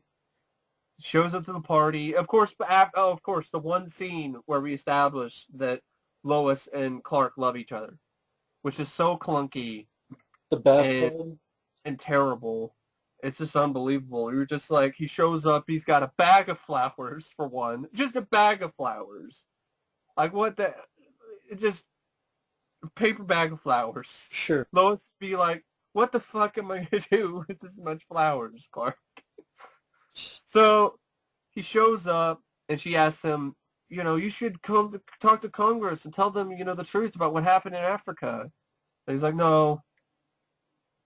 And then he just basically decides, all right, I'm going to get in this bathtub with you with my pants on, and I'm going to have some super sex with you with my jeans on in the tub. I'm going to get in this boot. I'm going to kid that some bitch Luthor's ass so high. And this Luthor wannabe is going to feel it. So he gets in the tub, and it's just so awkward. They have no chemistry. No. And it's like, this is the one scene that the film shows us to show that, okay, they are in a really in-depth and long-term relationship now. One scene. Just bathtub sex. It's with his pants on. And we never see them share a scene, like intimate scene like this again for the rest of the movie. I get maybe just kiss her one time, whatever, but nothing like one-on-one with Clark and Lois. No, we gotta have Lois subplot with the bullet. That was completely pointless, yeah. That anybody would be able to figure out the top of their head. Which didn't... Where did the bullet come from? Matt? In her notebook or whatever? No, I'm just saying, like, who made the bullets? Oh, Luthor. Exactly. I mean... And this whole plot was pointless, like... And then that's why Superman later on goes to the Senate. I thought the whole Senate thing was for the first movie. With the deception of Metropolis, that he'd have to go to the Senate to talk about that. No, they had to make up this new shit with Africa that was pointless. Literally was pointless. The Senate, too, is kind of pointless, too, because he never explains himself. He never explains himself for the entire movie. No. That would have been a great moment for him to grow as a character and have a moment of character for Henry Cavill, Superman, where, wow, it's a really great speech. He does care about us. He does have compassion for humanity. He does want the best for us. And it's not just superficial on the surface stuff. It's right there up front and center. And you could have that after he stops the bomb. He stops it from happening. And then he speaks his mind. But how does it feel about what happened in Metropolis? You could do that stuff too. I mean, anything. You could do that. He explains what in Africa, explains about with Metropolis. But we never get that. And I think that's kind of an interesting part of the movie, to have Superman explain himself and his place in this world and why he feels that what he's doing is right. What is his ideals? Yeah, what his ideals are. The movie keeps trying to tell us in the previous one, this hope and lead people to the light. Most of the time I hear is from his dad, from Jor-El, not from him. Yeah, Man of Steel. But like Superman is like, especially in this movie, is like, I don't know, I don't care. He might as well be. Because the script never gives him that option, because he never does that. Exactly. And that's another reason why his character is just so unlikable in this movie. And then when you have the whole climax where he dies, you're like, I don't give a shit. You don't buy his sacrifice either. You don't care if he sacrifices himself. When he says lines like, "This is my world," it has no bearing. It has no weight to it. I don't buy it. Exactly. I do not buy it. It feels So forced. the whole stuff with the guy with no legs. Forced and phony as fuck is what that line. Mr. No Legs. He's upset and pissed off. He can't has no legs. And I guess for some reason, I understand he's upset. You know. He climbs on the statue and False God. And spray paint. and he's like, But the whole thing, you find out later, like, he's returning checks from Bruce Wayne. But I guess that's supposed to be Lex, according to some people have said, but that's never, yeah, ever because I clarified. guess Lex is the one. He held the checks and he's writing that shit that looks like in crayon. But then Bruce doesn't see this until like at the very end I know. when it's like this is Oh, I got different. this article in my pocket. Yeah, I Oh. completely missed that. Like I literally thought it was just in his pocket, but I guess they were held. But then it seems so easily he could miss it. Like he's just finding this out now. And And there's nothing that connects it with, I know some people are saying that connects pisses it him with off. Luthor. It connects him with Luthor, and I'm like, I don't see the direct connection with those checks and those writings with Luthor. I know Luthor met up with the guy earlier, but I don't see the connection. And the film also paints a disabled guy as a total asshole. Like, really? That's edgy, but at the same time, it's like, you didn't really need to go there. Well, I think people with the checks and the stuff go, well, it's because Luthor wants Batman to fight Superman. Even though I'm It's like, such a flimsy... but why does he want Batman to fight Superman? You see, Luthor's plan is a total fucking mess. Did you hear that Who knows? silence? Exactly. I'm like, why does he want Batman to fight Superman? And then just this long silence of, exactly. Why? Like, why? I was scratching my head. That's what I was doing then. I was scratching my head trying to come up with, why. I know people would give this BS, but there's the deleted scene where he's working with Darkseid. First off, that's not in the movie. Second off, even if that's the case, why does he care about Batman? Why does he care about Batman? I don't... See, the whole thing is, I guess, because this is my interpretation of Luthor's stupid plan. And it still doesn't make any sense because he fucks it up later by creating Doomsday. Who's not... It's Zod's Day. It's not fucking Doomsday. Zod's Day. Looks like the Abomination from The Incredible Hulk, really. Yeah. Mixed with one of those super chests. Mixed with the spikes on it. something from Lord of the Rings. The cave troll from Lord of the Rings. So, his plan, from what I gather, from what little was there, which I don't even know if it even really is a plan, and I can kind of get why people think he's kind of like the Joker in this, because his plan is kind of like, there's chaos. Yeah. Anarchy. It's like they wanted Heath Ledger Joker, and they even that fucked up. So, because I don't know the only thing I think his plan is he doesn't like gods. His dad didn't like gods. What does that have to do with Batman? And so he wants someone to kill the god in Superman. But isn't that what Doomsday's for? Yeah, but the thing is, he's just creating another god. And he can't control Doomsday. So what's Doomsday's going to do? I don't like gods. I want to kill a god, but then I create another god to kill the god. That makes no sense. Why does he care about Batman if he's going to create a god? Because I guess he thinks Batman is the one who's going to kill Superman. Why does And then he has a backup plan that is Zod's Day. Why wouldn't he? I don't know. I don't know why Lex even has any sort of relation with Batman here whatsoever. I don't know why he wants Batman to do this. I don't know why he's trying to trick Batman into hating Superman. I don't get it. I don't understand. He really believes Batman will kill Superman? Even though he obviously doesn't think that, because that's why he has a Zod's Day. And has put on the shin to Zod's Day. Otherwise, what else is he going to use Zod's Day for? because it was a backup plan.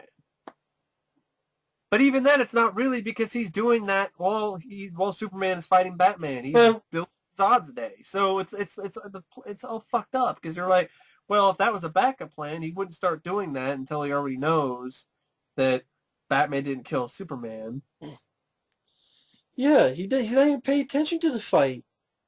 Because Superman comes up and Junior's like, oh, what? What's going on? So it's not even like, you remember Showdown Little Tokyo? Yeah. Where Terry Hayuki Tagawa is with the girl, and I'm in the back seat, and a girl, all I need is popcorn. As the two are being tortured. Like, you think maybe it's like just, I want to watch a fight. It's not even that. It's just, you don't fight, but I'm not going to pay attention, but you just don't fight for some reason. Even though Batman, because the whole thing, even though Superman could be looking for his mom. Yeah, he could have just found his mom in 5 seconds. Alfred finds his mom really easily. Yeah, and then Superman. So why can't Superman do that? And Superman finds Lois falling off a building in 3 seconds, but can't find his own mom. But people are like, but that's Batman and Superman need to fight. They don't need to fight. They don't need to fight, period. They don't need to do this yet. It's too early anyway. Yeah, this was too early to do this. To have a Batman-Superman movie this early. That's our whole point. This script, this movie, everything is rushed. It's rushed. The script is rushed. This is like a first draft that's full of errors. Like when you write a story and the first draft has a shitload of spelling mistakes, and you turn it in. And continuity problems, yeah. It's done. Structure problems. It's done. I don't need to do anything. Well, what do you expect? It's from the writer of Arcade. Yeah, that's true. It's from the guy who thought you're a fucking virgin if you know Martian Manhunter. It's from the guy who also helped write Kickboxer 2. He killed Van Damme off screen. Placed him with Cody from Step by Step. Yeah. But again, it's like... But yeah, so what do we have? Like, you have the Senate shit where Superman's like, if you want Batman's... And then you have this terrible cringe-inducing scenes with Holly Hunter looking at a jar of piss. This is Academy Award-nominated actress. She's an amazing actress. And she's, like, having to look at a jar of piss. It's just so... I honestly think it's embarrassing. It is. Then Superman and then this is just so awkwardly cut, where Superman, she looks at it for a long-ass time. Other people look at her like, hey, what the hell's the deal? And Superman's like, what? Duh. And then looks at the guy in the wheelchair, and he's even staring death eyes through Superman. You would think Superman would be looking at the guy, looking at his... super hearing or X-ray vision. Or he'd be just looking at the emotion on the guy's face, which looks like, I hate you. Okay, there's something going on here. Lex Luthor is not here. But even when the explosion happens, it's not like, oh shit, let me see, is anyone alive by any chance, any way? People are saying nobody will survive. People are saying nobody would survive that. Just like no one would survive the ending of Man of Steel, but apparently there's a lot of people there. But I think it would, like I said, it would have been better if he just stopped it. Or hell, what about... He sees it, he gets the guy out of the chair and throws the chair out of the... But wait a minute. Out of Congress, it blows up, then he has a speech. Wait a minute. What about that KGB guy who gets blown up? Obviously he's alive in another movie, right? Well, of course he'd be alive later. But he got blown up just like they did. Well, maybe he gets like robot parts, I guess. But he still... have to be alive, so couldn't these people be alive if this is the same world? Maybe. I don't know. Like I said, it would have been better if they just avoided that entirely. They're trippy people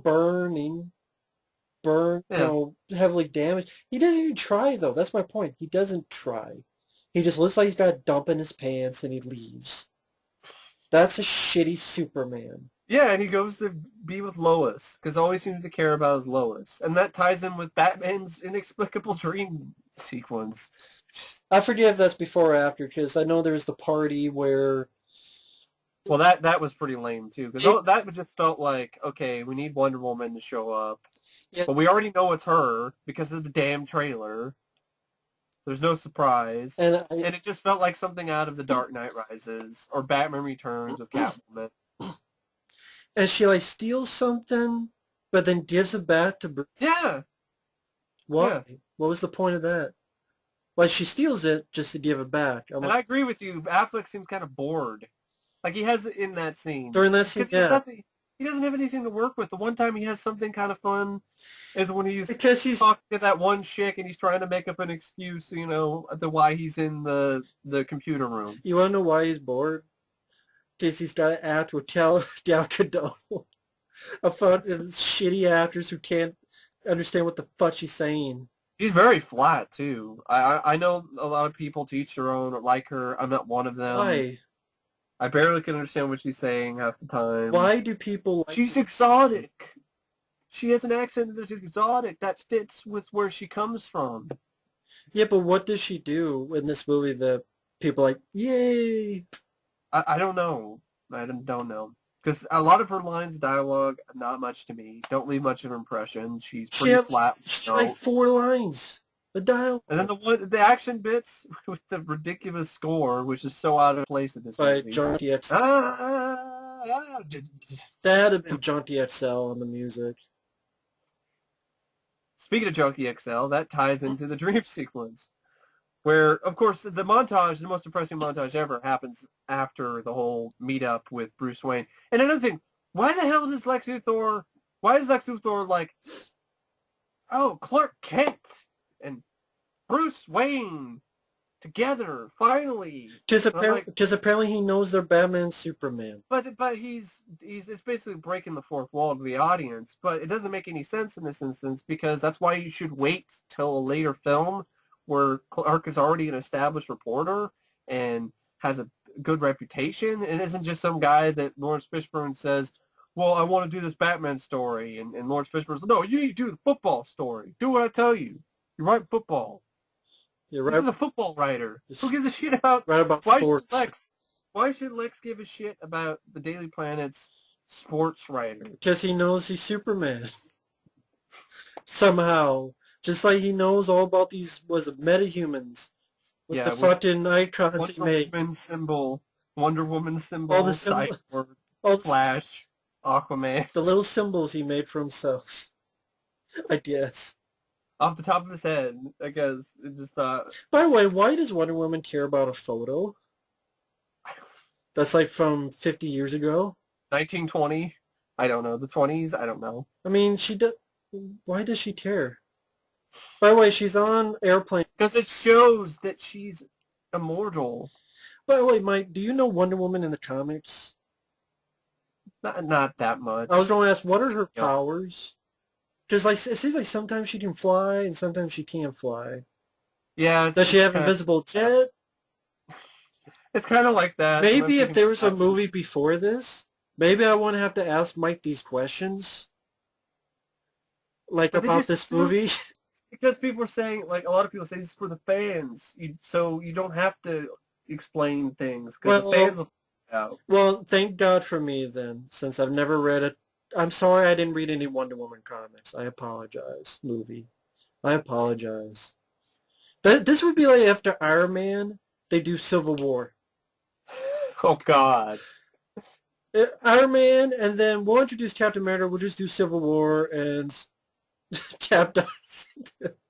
The second movie, that would be fucking terrible. That's what this kind of is. Yeah. Or Iron Man. I mean, after Iron Man, if they did Civil War, that's really what this is. It really is, folks. That's what I mean by rushing it. I need to know who Wonder Woman is. I'm sorry, I didn't read the comics. I apologize. I don't know what her powers are. Does she have an invisible jet? The lasso. She has the lasso. She uses the lasso around Doomsday. She has a sword and she has a shield and she's strong. And... Yeah, what's the deal with the lasso? I think it's the truth. Yeah. Does it break? Does it not break? What is it? It's very strong. It doesn't break. Well, see, Mike has to tell me this because I don't know, because the movie doesn't tell me, and there's no Wonder Woman movies. We just have to assume. And then she does all the shit when I'm like, why should I care about this character? I know nothing about her. She's old, she's got an accent. Why should I care? Consider this is Batman v Superman. She's doing most Because of the she's fighting. Wonder Woman. Fuck Wonder Woman. I don't care about Wonder Woman after this. Give me a movie. I didn't like, if you did, this would be like if you did Civil War after Iron Man, and then you just put in Thor. I never read Thor. I wouldn't know who the fuck Thor is, except that one episode of The Hulk with a drunk That Thor. TV movie. That Yeah. TV movie for Thor, yeah. I'd be like, is he drunk? That's all I would know. I had never read a comic of Thor. And then See, Marvel knew that. Marvel was like, we're not just going to make films only for like diehard fans who have like read every comic known to man. And also, that doesn't make any sense to appeal to only that type of demographic anyway. If you're trying to make as much money as you possibly can with your product, you try to get casuals in. But yet they need to Not tell just people who are like, I don't know who this is. But yet they need to tell the origin of Batman again. We need to go on Wikipedia after the movie's over to figure out some of this stuff. They need to tell the origin of Batman, but they can't give me anything Wonder Woman, which has never been in a movie before. While Batman has had how many movies? That's why she shouldn't have been in the movie to begin with. Exactly. That's kind of my point, folks out there. She didn't need to be in the movie. It could have just been Batman and Superman. It should have just been Batman, Ben Affleck Batman movie, then Man of Steel 2. I really feel like the studio felt Man of Steel 2 would not make that much money because of the mixed reaction Man of Steel 1. So they were desperate and they go, shit, I don't think a lot of people don't see Man of Steel 2. We gotta put Batman in here. We need money. And Batman and Superman, you could say, are the two most popular superheroes of all time. You could argue that. This film still hasn't, I think it's only made $852.3 million. Which is a lot of money. But yeah, but for a Batman and Superman movie, it should have made more. That cost $250 million. It could have made more. Deadpool has made more money in the U.S. than this movie. Domestically. I mean, it's made more of a profit, absolutely, because this movie cost $250 million. Deadpool cost over $50. I mean, granted, this movie made a shitload. Deadpool made over $300. Granted, this movie made a shitload for him. Yeah. But if you look at the U.S., Deadpool still made more money than this in the U.S., and that says something. They did it right. Deadpool, you mean? Yeah. But this movie, I mean, yeah, I'm sure people be like, it's a good movie. It made a lot of money at first. I mean, Deadpool had a few things like Bob and a few nods that if you weren't a fan of Deadpool, you probably wouldn't get. Right. But it wasn't all of those. It didn't feel like it was, okay, this is a big part of it. It was just a little cameo thing. Right. Here, Wonder Woman is kind of gets a little bit bigger part of it near the end, and she just basically just shoved into the movie. So you have the whole thing. Bruce meets Clark Kent. They have a little dick measuring contest. Then Bruce is trying to get the computer program or whatever on the metahumans. Superman goes in, sees something on the TV. Then you get the most depressing montage ever. Like, even the colors aren't very bright. Just as muted like most of Zack Snyder's movies. Except for Watchmen, which is very colorful. And there were some muted colors in that, of course, but there's still a lot of color in Watchmen. Yeah, this film is it's almost gray. I thought it was darker than Man of Steel. Yeah. And that's saying something. So you have the depressing montage, and then what happens after? Do you have the car chase? Is that what you get afterwards? Depressing montage. Batman goes after the Kryptonite. Is it the car chase, or is it his dream? Oh, the dream is fucking terrible. Either way, I don't remember exactly. Let's go with the dream first. Fuck it. It doesn't. I'm on Wikipedia right now, so I'm just looking. This movie is fucking a mess up anyway. So you have the party, he decrypts the drive, then he has the dream, which is absolutely makes no sense. A friend, my stepdad saw this with me in the theater, and he was just shaking his head throughout this entire sequence. Did he ever say why? Because he didn't know what the fuck was going on. Because you have to see the other movies. You have to play Injustice, I guess, to fucking get it. You gotta be Prometheus and wait. Okay, explain I'll be right. I gotta get something to drink, but explain Injustice for people who don't know what the hell Injustice is. I'm not a super knowledgeable guy. Or at least what they do in those. What I've read is Injustice is a setup where Lois Lane dies. I think the Joker kills her or someone, and this causes. It might not be the Joker. It could be somebody else. Somebody can correct me. And so this causes Superman to go off the rails, becomes evil. So, and then there's the stuff with Darkseid and so on. That's as far as I know about Injustice. I didn't play the game. I didn't read the prequel comic or the spin-off comic from the game. So I'm very knowledgeable about Injustice because I didn't bother playing Injustice. I don't have the system to play the game. I don't have the game. I didn't have a desire to play the game because it was mostly a fighting game. It was pretty much it was like, you know, the DC versus Mortal Kombat game didn't work out that well. It was pretty flawed and kind of shitty. So then they did Injustice by the same people who did the Mortal Kombat games.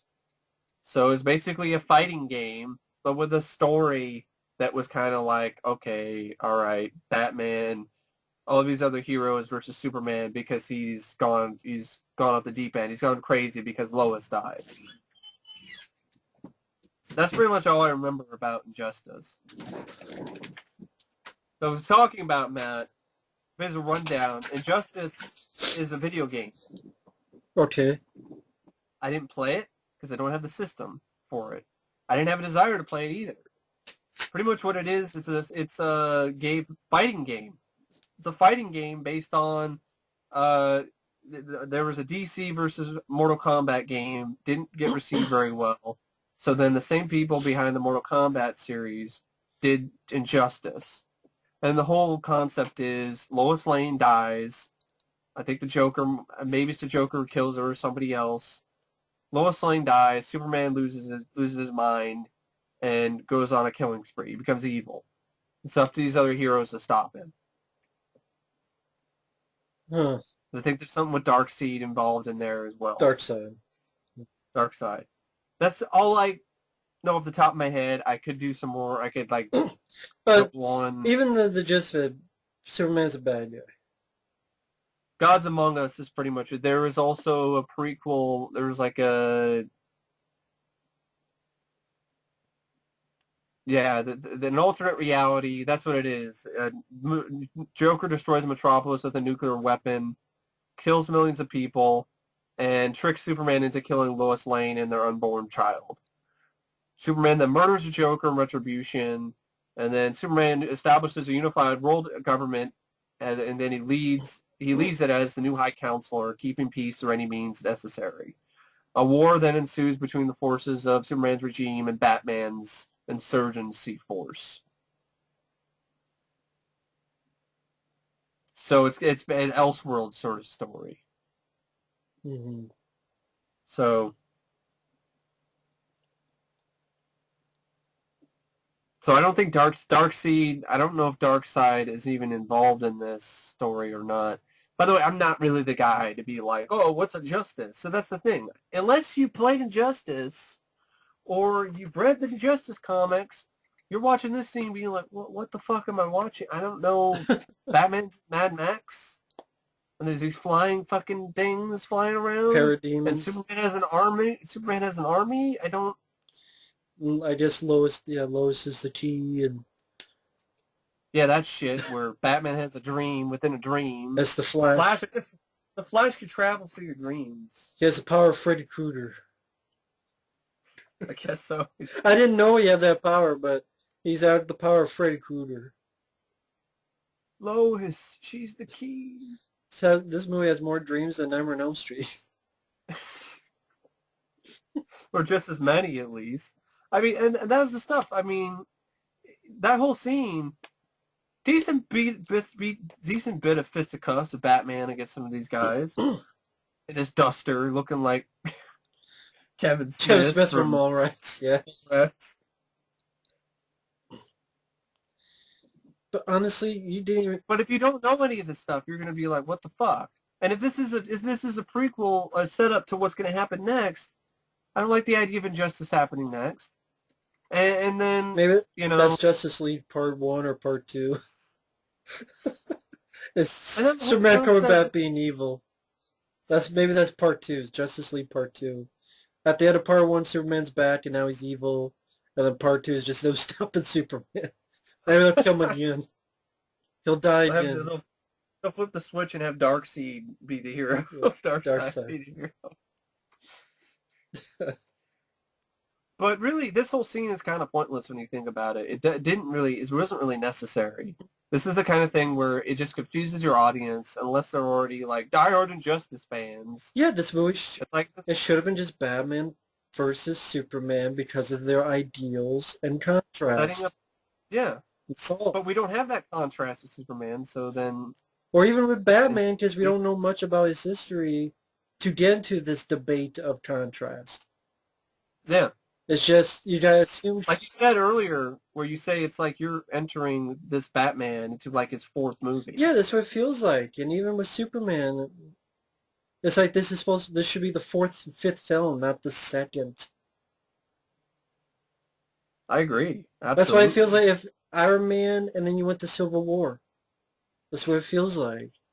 So this distant future dream sequence Flash stuff, what the fuck? I mean, really? And it's so badly edited that you don't even, I guess he wakes up and then he's in a dream again. So it's a premonition? I don't know. Dreaming? Is it like John Carpenter's Prince of Darkness? When people get premonition from their dreams? Maybe it's related to Prince of Darkness. Then he gets snapped out of the... I guess what the Wikipedia says, he has a dream of the post-apocalyptic world, and then he gets snapped out of the dream by the Flash, who urges him to find the others, and that you were right about it. But when he says that, then Bruce Wayne wakes up again. I know, that's the thing. Like you said, dream within a dream. I mean, it makes it if he wakes up and then sees the Flash, and then like, what was that? But why does he wake up again? That's why I'm like, is the Flash free?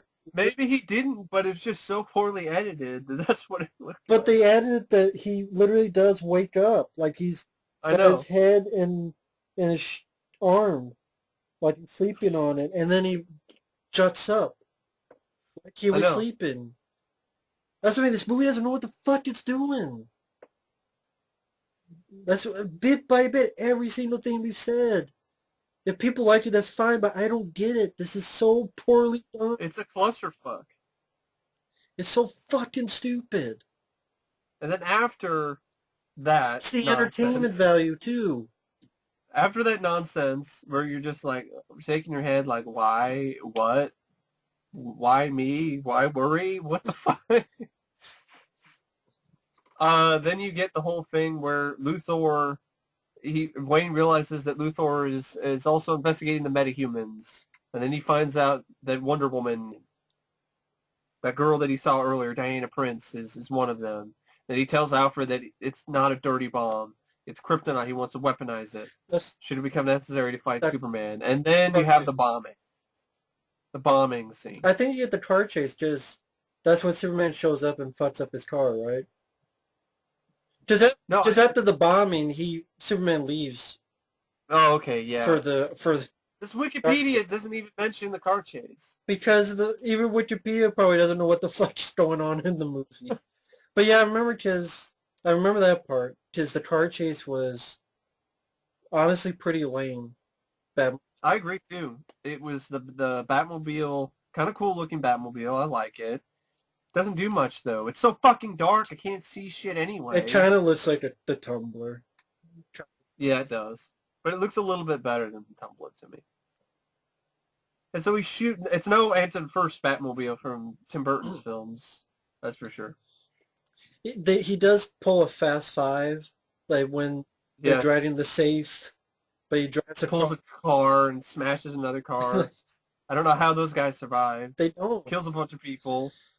And the whole thing about this car chase is not only lame and forgettable, it's just a bunch of da da da da da da da He sh- da da da da da da he da. shoots all these missiles and they all miss. They just explode and don't They do hit anything. some buildings and miss and shit. Or they just hit midair. I think he just shot at the air. Boom, explosion, just for explosion's sake. 'Cause I guess it's Michael Bay. He's even killing the air. He's machine gunning some folks. And But yeah, I don't even. It's so choppily edited. It's so dark. You can't really see shit. But anyway, it's still pretty pointless. Here's the reason why it's really he pointless. doesn't get it. He doesn't get it. First off, he doesn't need to do this because he puts a tracer on the truck. Why does he put a tracer on the truck and then, smash through everything? I'm going to smash through the top of it and not get it because Superman conveniently shows up and crashes my Batmobile. I guess just in case he doesn't get it, then he'll have it. I guess so, but then he does. We should already know that it's going to LexCorp. But obviously he does. Because of the tracer. Because he breaks it. Because he breaks into it later. Because of the tracer. He doesn't even need the tracer if you think about it. He should use his detective skills and his smarts like Batman normally does and think, Kryptonite. Lex Luthor has the Kryptonite. Where does Lex Luthor live? Where is Lex Luthor going to put the Kryptonite? Probably in his sciences division at LexCorp. Oh. Wait, his name is Lex, and this is called LexCorp. Maybe he'll be there. He doesn't need the tracer. And then he doesn't need to smash and crash all this shit. Or actually, and then he steals it off camera. See, that's the thing. He steals it off camera, which makes it completely pointless. This whole fucking lame, useless action Instead, you could have had a kick-ass, him kicking people's ass. I would love to see that. Like the scene in Kick-Ass with Big Daddy, just fucking up people and get the Kryptonite. Yeah, but I prefer that over this lame Batmobile. It's forgettable. Yeah. And then Superman shows up. They glare at each other. And then he's like, next time they shine your light in the sky, don't go to it. Consider this mercy. You bury it. Bury Bat it. is dead. The bat is dead. Just, the bat is dead? Just, that's something Superman would say. That's exactly how Superman would talk. That's something Injustice Evil Superman would say. You are dead. Which I guess is why they're doing Injustice. Because we gotta have a asshole Superman. But Matt, that's different. We can't all have the Boy Scout Superman. Yeah, because different. I have the realistic Superman who's conflicted and he's emotional. But why should I like him for people who like that? What is there to like? See, that's the thing too. I don't like him because that's all I see. That's the only side of him I see in this movie. I saw a little bit of that likeness in Man of Steel. I did personally when I watched it again. But I didn't. There's none of that here because the script never gave him any times or any moments to do that. Well, you know why you hate that? Because we're DC haters. We hate DC. No, I love The Dark Knight Returns. So do I. I love Batman Under the Red Hood. I love Superman, Batman Public Enemies. I love the Flashpoint. Speaking of that kind of shit, I mean, not every fan is like this, but that's another problem with this movie. Those type of no, not every fan. Just absolutely, just ridiculously over the top, and just being assholes. Well, and they are being fanboys.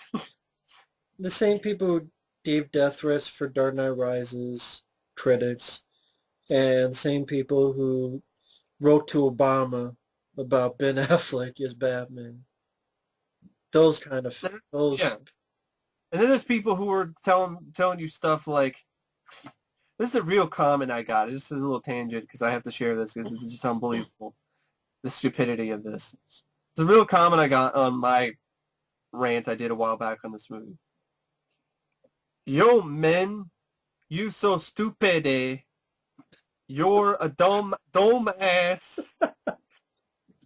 BVS is awesome. A dome ass. What's a dome?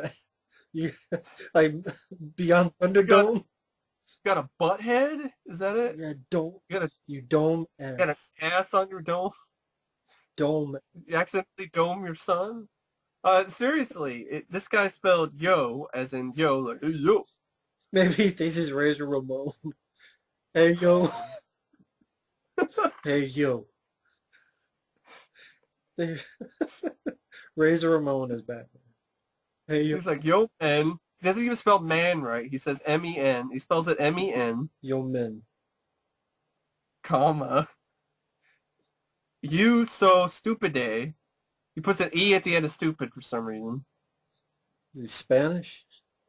I guess so. It's but stupid. I regardless. don't know what the hell he's saying. Comma. Instead of a period. Just a bunch of commas. You're a dumbass. A dome. You Y-O-U apostrophe R-E. So not even using the right punctuation. It should be you are. Like your. Yeah. You're a dumbass. Like D-O-M-A-S-S. Can't even spell dumbass correctly? I'm stupid. I'm the dumbass. And you can't even spell dumbass or stupid. BVS is awesome. He even spells that wrong. He forgets the E. He forgets the second E. It's like A-W-S-O-M-E. You could type, but your spelling isn't awesome. But your spelling is not. This is the kind of fans of this movie I'm talking about, folks. These are the fans I'm talking about that I'm like, they give fans of the movie a bad name. Yeah. They're embarrassing the people who like the movie. Exactly. I just had to share that because I was just dumbfounded by the absolute stupidity of that comment. I was just like, yeah, you're the smart one. Can't even spell. Well, the script is very stupid, so I guess. We're going to take your advice on it. Don't. Next time we want to go to advice on whether or not a movie is good, we'll go to this guy, Mr. Domas. Hey, yo. Hey, yo, how's this movie? Hey, yo. Razor Ramon. Boom. The Razor's Edge. Razor's Edge. But yeah, you did a pointless fucking dream scene and a pointless flash. You get the stupid car chase that goes nowhere. Superman saying stuff he doesn't normally say, And doesn't. which makes him appear to be an asshole. He appears like, how am I supposed to look at this any other way? He looks like a fucking asshole saying, the bat is dead. Bury it. Bury it. Consider this mercy. And then he even gives Batman like the kind of douchebag glare, like, What kind of... yeah. And then walks away. And why does he hate Batman so much? And then Batman's like, do you bleed? Do you bleed? You will. You will. But seriously, why does Superman hate Batman so much? Because he's killing people, and But he's killed people, like Zod. And the guy in Africa. I know, because they're hypocrites. It's the thing. There's no contrast. Like I'm saying, they're both Batman in a way. They're both brooding. They both lost parents. I get, yeah. They're both sad. You think with... And they both killed people, and they're both, yeah. Yeah. But for some reason, he cares about Batman. I'm like, well, you live right next to him. Like, you're right next door to Batman. I mean, you can find him anytime, anywhere. Like, I still maintain that Batman. No, that's it's kind what's of upsetting weird to me. because It's the first time we see a Batman vs Superman movie, and they're not. They become friends for a stupid reason. But also, they. I mean, that's the thing. You wait for this movie after they've already had like 2 or 3 films, and then maybe have a cameo or something with them. I mean, when they first teamed up, they were friends. There's fun to it. There's pictures out there of Superman making a smile on Batman's face. Superman isn't just, I don't like being Superman. Here's a comparison. Here's a comparison, folks. After Batman Returns, if you did Batman versus Superman, that would have made sense. That would have been a great contrast. Because you have 4 Supermans and 2 Batmans. You've established them. Boom.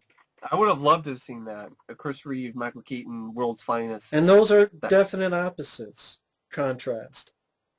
So it would make more That's sense. interesting. I don't find two characters that are almost exactly the same in the way that they're characterized interesting. And That's boring as and they're hell. both hypocrites. And who gives a shit who wins the fight either? Well, really, no one because wins. I don't know enough. I don't know enough about these. I don't know enough about this Batman. I don't know enough about the Superman. Well, I do know a little bit, but he hasn't grown as a character. In fact, he's gone backwards. So who's there to root for? There's no suspense. There's no like, oh my God, don't hit him. Don't do that. No, ow, you're hitting him too hard. You might kill him. No, none of that. Yeah. When Batman and Superman fought in The Dark Knight Returns, Zack Snyder, David S. Goyer, Batman was older, a lot older than this. He wasn't just in my 30s or 40s Batman. It's like Batman retired for 10 years, Batman. And also they both killed, so then there's no suspense of, oh, will he kill? I'm like, they will kill because they have killed. Yeah. It's not about, will he go over the line? Will he go over the line in this? But there's no... The Dark Knight Returns, it made more sense why Batman fought Superman, because it was just an eventual sort of build-up thing. If Batman's going to continue doing what he was doing, then Superman was going to come in and put a stop to it because he's a government shill guy. Plus, it was trying to tell one story, not 13. Exactly. It was so much more effective in The Dark Knight Returns. You don't just take a story out of context and throw it into another story. But I guess it worked for Dark Knight Rises, according to a lot of people. Not me. But so that's why they probably did it here. But yeah, you have the scene. They finally have Batman meet Superman, over an hour into the movie, and they say a couple words. Superman's a douchebag. And the entire scene is in the trailer. And we already saw that in the trailer. The entire scene. And this is the second time they meet, first time in a costume. And then after that, Batman breaks into LexCorp, steals a Kryptonite off screen, leaves a off camera, yeah. And he gets things prepared. He builds up the endoskeleton, gets the grenade launcher ready, the spear, starts training. Luthor enters the Kryptonian ship, learns of its functions and the alien worlds, and then does this stupid shit where I don't even understand how this even works. Where it goes into the Kryptonian ship, and he's all like, this ship has its defense mechanism, like, warning, intruder, da-da-da-da-da-da-da. And I guess because he had, like, odd fingerprints on his fingers, he was able to get in. I guess, I don't know. We get that. But then the computer isn't smart enough to be like, when it says, creating messing around with the dead is an abomination, blah, blah, blah, blah, blah. It's like, who is dead? Zod. Right, do it. And then I'm like, wait a second. The computer should have been able to notice then. Zod is dead. You're supposed to be Zod. Wait a second, you're not Zod. Self-destruct. It's a shitty screenplay where you have a super intelligent alien computer is like, dead body identified, General Zod. It didn't need to be a fun. Second. Yeah, the point is none of this needed to happen. You didn't need Zod's Day. You didn't need Zod's Save Doomsday for another fucking movie.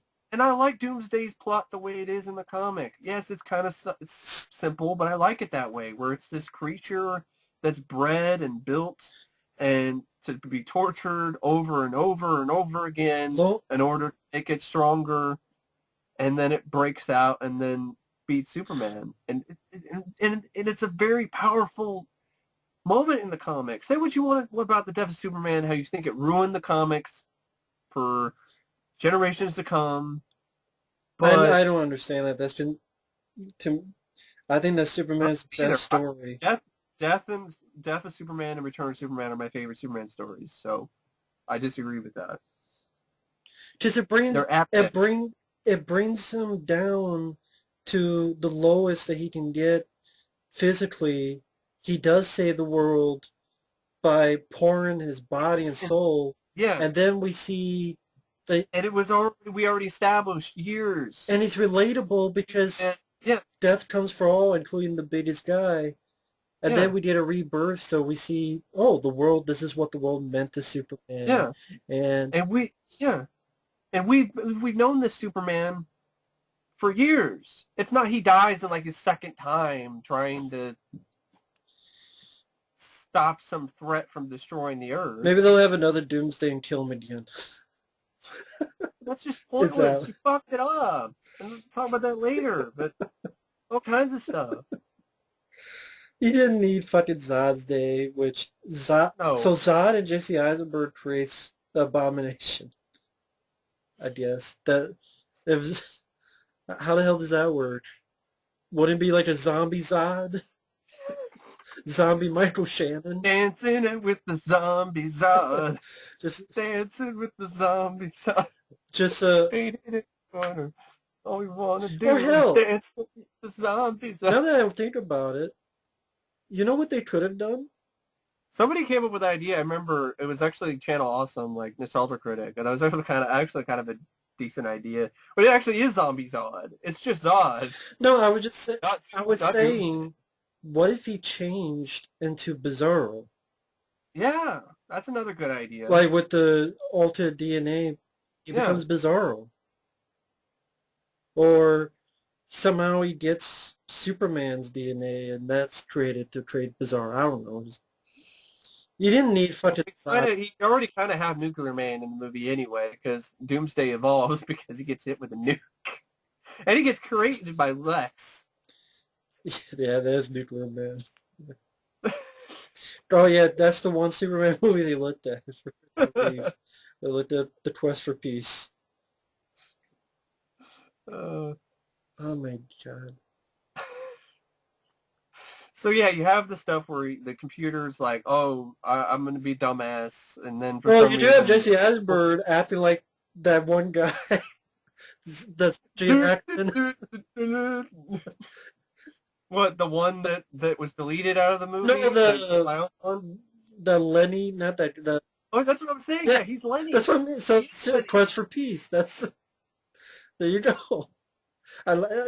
So they really did. Maybe J.C. Eisenberg saw only this movie.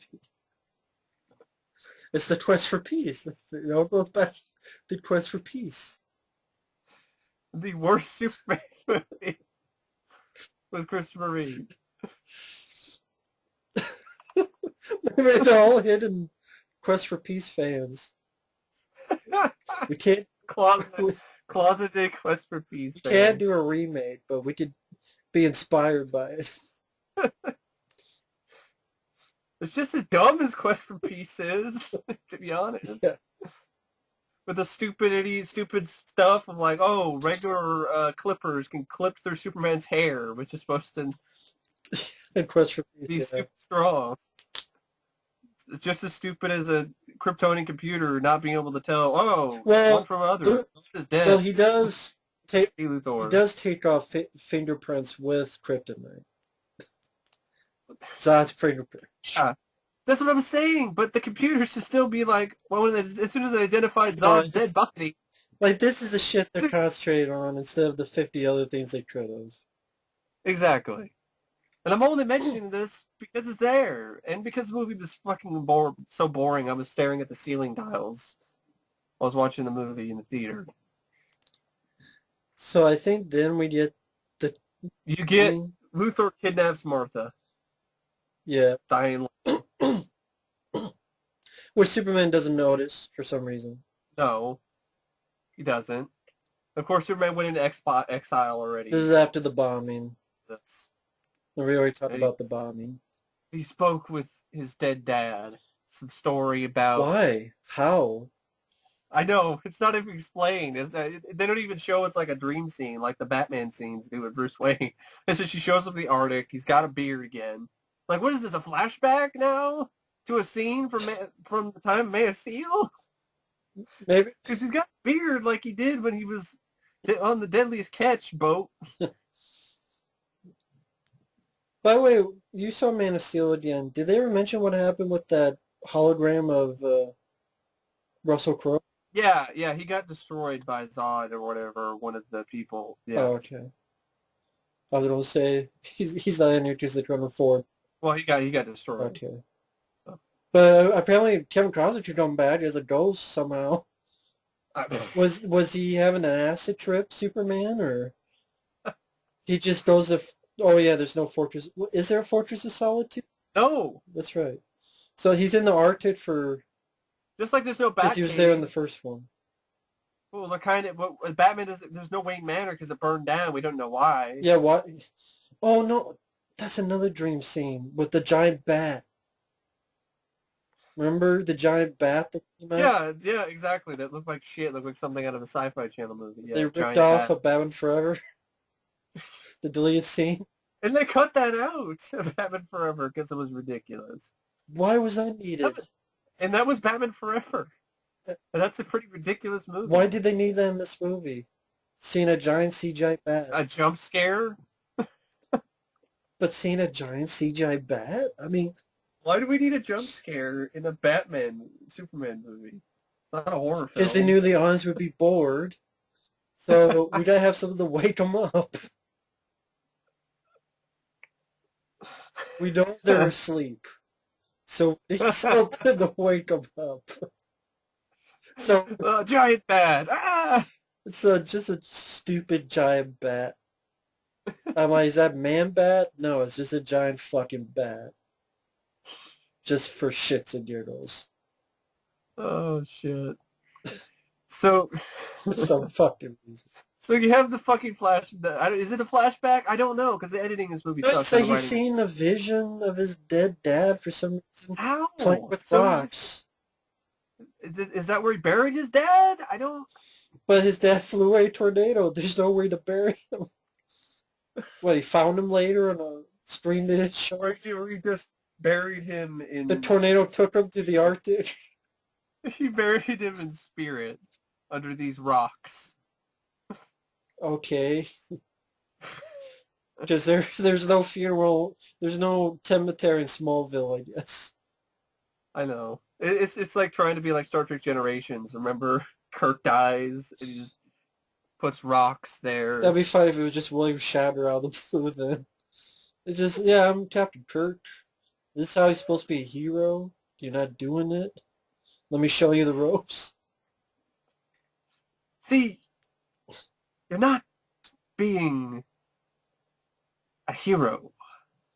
It's just one of those things that you need to learn more. Might as well. He's hallucinating fucking Kevin Costner out of nowhere. And what was this story about? What he was talking about is, Horses that died? there was this flood that happened, and I spent all this time and stopped the flood, but it ended up going to save the farm, but it ended up drowning these horses. And I'd hear, something about hero cake. Was that relating to the end of Man of Steel? I don't know. I think it's relating to the kind of whole maybe that and maybe what's going on here, where, it's basically what it was, I think, is his dad, hallucinating his dad to tell him how to deal with the grief of the stuff that happened in the Senate He did. and the stuff that happened in Man of Steel. Maybe if he showed grief instead of Standing there with a blank look on his face, so nodding his head. and running away Yeah. like a bitch. And then saying, I miss you, Dad. I miss you too. And I'm like, And he's waiting for his other dad to go play baseball I at miss the you Field too. of Dreams. Like his ghost is saying, I miss you too. He's a ghost waiting for his other ghost dad. He's waiting for Ray Liotta. Yeah, to go play baseball. Because there's going to be a baseball field in the Arctic. If you build it, they will come. So he should have told Clark. Clark, forget it. If you build it here, they will come. And just Clark building a baseball field in the Arctic. And then his dad shows, and then Jor-El shows up And then it's Kevin, with his mom. and it's Kevin Costner, but only now he's the Ray Liotta role. Coming out of the snow. And we get some polar bears in there. So he can fight them. He kills one and then leaves the other alive so he don't piss off. Oh yeah, the whole thing with Superman's army. Why does Superman need army? Yeah. Why does Superman need guards? He doesn't need guards. Because I want Sean Penn with the eyes of a killer. And Superman's a killer, so John Peters got his wish. Uh, Oh my god. yeah, there's a shot like when he's ready to fight Batman where he's in the sky with the rain and his eyes are red. He definitely does look like a killer It's right the there. eyes of a killer. You see dead men walking? Yeah, for those who don't know, that's from the Kevin Smith talking about John Peters, but I'd it's a rather great see plot. Superman Lives with Nicolas Cage. I'm serious. I would rather see that movie than... If you watch, I wish that movie was made instead of and this. what's weird, if you watch Man of Steel, that weapon, if you squint, it looks like a spider. Because there's tentacles, like, I mean, maybe more like octopus, but if you squint, it kind of looks like a spider for the third act. Because it's got like little legs and shit. So I'm like, But yeah, going back to the whole one story of the Kevin hallucination of Costner. his dead dad, the whole thing is it's just trying to tell him how to deal with the grief of his loss, of the of all the things that happen with being a hero. He's basically like didn't eat my hero cake that day, Clark. I had nightmares, Great dialogue, too. nightmares with and there wasn't a night where I didn't hear those horses whinnying, in my sleep. The horse whisperer. It's so fucking stupid. It's just so fucking... It is just random. It is so random. It is such a random scene. It's just speaks with Lois, says Superman was never real, which is a terrible thing for any Superman to ever say anytime, anywhere, in anything. Such a, that'd be an interesting thing for someone to just take this movie and edit out so much shit. And I wonder what kind of movie you would get. Still want to be a good movie, but No, because there's still not a there's lot so of much point, Batman and there's so Superman much in it. pointless Yeah. shit. Like Lois' search for the bullet. Who gives a shit? Kevin Costner scene. I get it, trying to show that he's trying to deal with grief. You could do it in a different way. Yes, a better way. Like I said, you have him speak at the Congress. Yeah. And then that's how he does it. Just there we go. Don't have scenes of his fucking mom saying, you don't own this, you don't owe this world a thing. This world a thing, Clark. You never did. Never did. Make him look more like an asshole. Thank you. Fuck, man. So after he hallucinates his dead dad and hears him talk about his hero cake, then Batman is getting ready to go fight Superman. And he puts the bat signal. Puts the bat signal on. And Luthor shows up, and he's got Lois Lane. Pushes her. Superman comes, I guess, from the Arctic after he's hallucinating about his dead dad, and then saves her in a blink of an eye. And then goes up to Luthor, and then this line of dialogue is totally Superman, right? Go ahead. I'm going to take you in without breaking you, which is more than you deserve. Yep, that's totally Superman. Right? Wow. Superman. Yeah, thank you so much, Superman. This is totally a reference to Man of Steel, like Zod's neck. Jeez. Take you in without breaking you. Such a great Superman. It's more than you deserve. And I'm just like, that's something Batman would say. Or the Punisher. I should not be confusing the Punisher with Superman. With Superman. Just like consider this mercy. Yeah.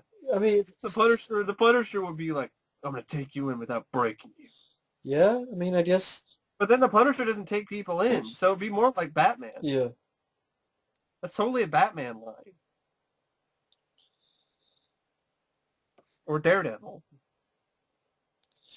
It's like people who made this, and even the first one. They want Superman to be a badass. That's like Superman's a sissy. He's a sissy, and he's wearing tights. Shitload of, underwear. There's a lot of un-PC things you can say. He's this and that. He's wear blue underwear. He's a pussy. He's a He wears black silk underwear. He's a faggot. And folks, I'm talking about the double impact joke. Yeah, we're talking about the double impact joke. Please don't. We're referencing a movie quote, not stuff off the top of her Exactly. head. Because Van Damme is funny when he says that. Look at him, a faggot. But that's what people look at the... Tomorrow be sober. Yeah. Yeah, I'm George. Tomorrow I'll be sober, but you'll always be a faggot. Because Van Damme says that line funny. Just take a black strip With his underwear. Go accent. back to Disneyland. But that's what people seem like. I think that's probably what they Superman. think about Superman. We need him. And the whole, oh, he's too sappy. He's too corny. With the whole truth, justice, and the American way. Well, I mean, that doesn't work today. I hate to break to you, that's Superman. Yeah. That is Superman. I'm sorry. Chris Reeve nailed this. He nailed that part of him. And this is a direct quote from Christopher Reeve. What sets Superman apart is that he has the wisdom to use his power for good. He has all these powers, but he's got the kind of maturity, or he's got the kind of innocence, really, to look at the world very, very simply. And that's what makes him so different. When he says, I'm here to fight for truth, justice, and the American way, everyone goes, ahem. But he's not kidding. Exactly. Which makes him different. If you just make him like Batman, then it's not different. I guess it's different from what Chris Reeve did, but it's not who Superman is for me personally.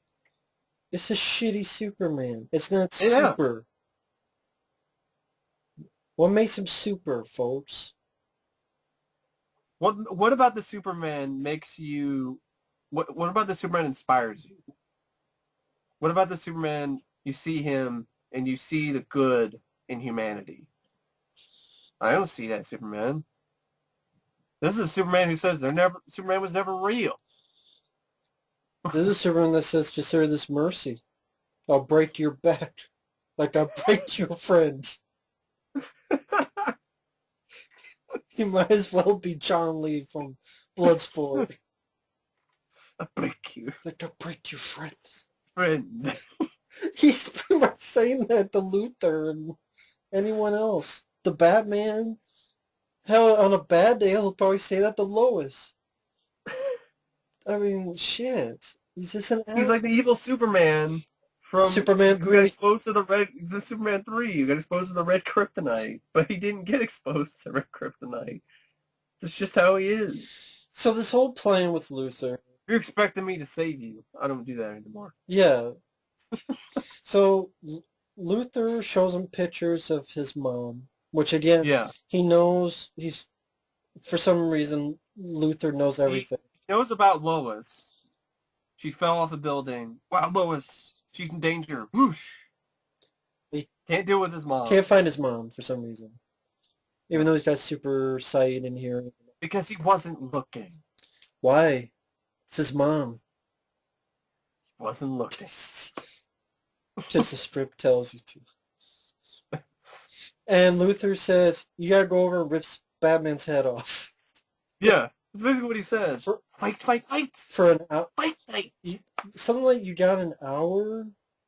Yeah, something and like that. And I think there's a line that says, if you leave, she'll die.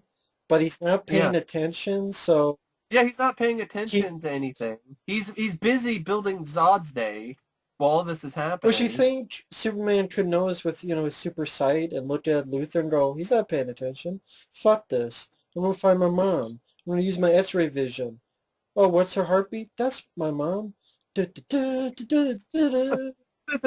wait, we can't have that music in this. No. That would hit. It would not. Imagine that music. And then he even says to Lois, if I can't, I have to kill him. I forgot he said that. He said that to Lois, folks. If I can't, I'll have to kill him. And that's Superman. And then he goes up and that whole line delivery was horrible. That's the one line delivery I remember by Cavill that was awful. He's just like, and if I can't, I'll have to kill him. That's Superman. He can't. It didn't even sound like he was conflicted either. It sounded like he was just questioning it. Just like, if I can't, just for some reason he have to kill him. Just for some reason he hates Batman too. I don't know why. Instead of being like, if I can't, I'll have to kill him. Which is something Superman would never say in the first No, place. Anyway. exactly. Why would he have to kill him?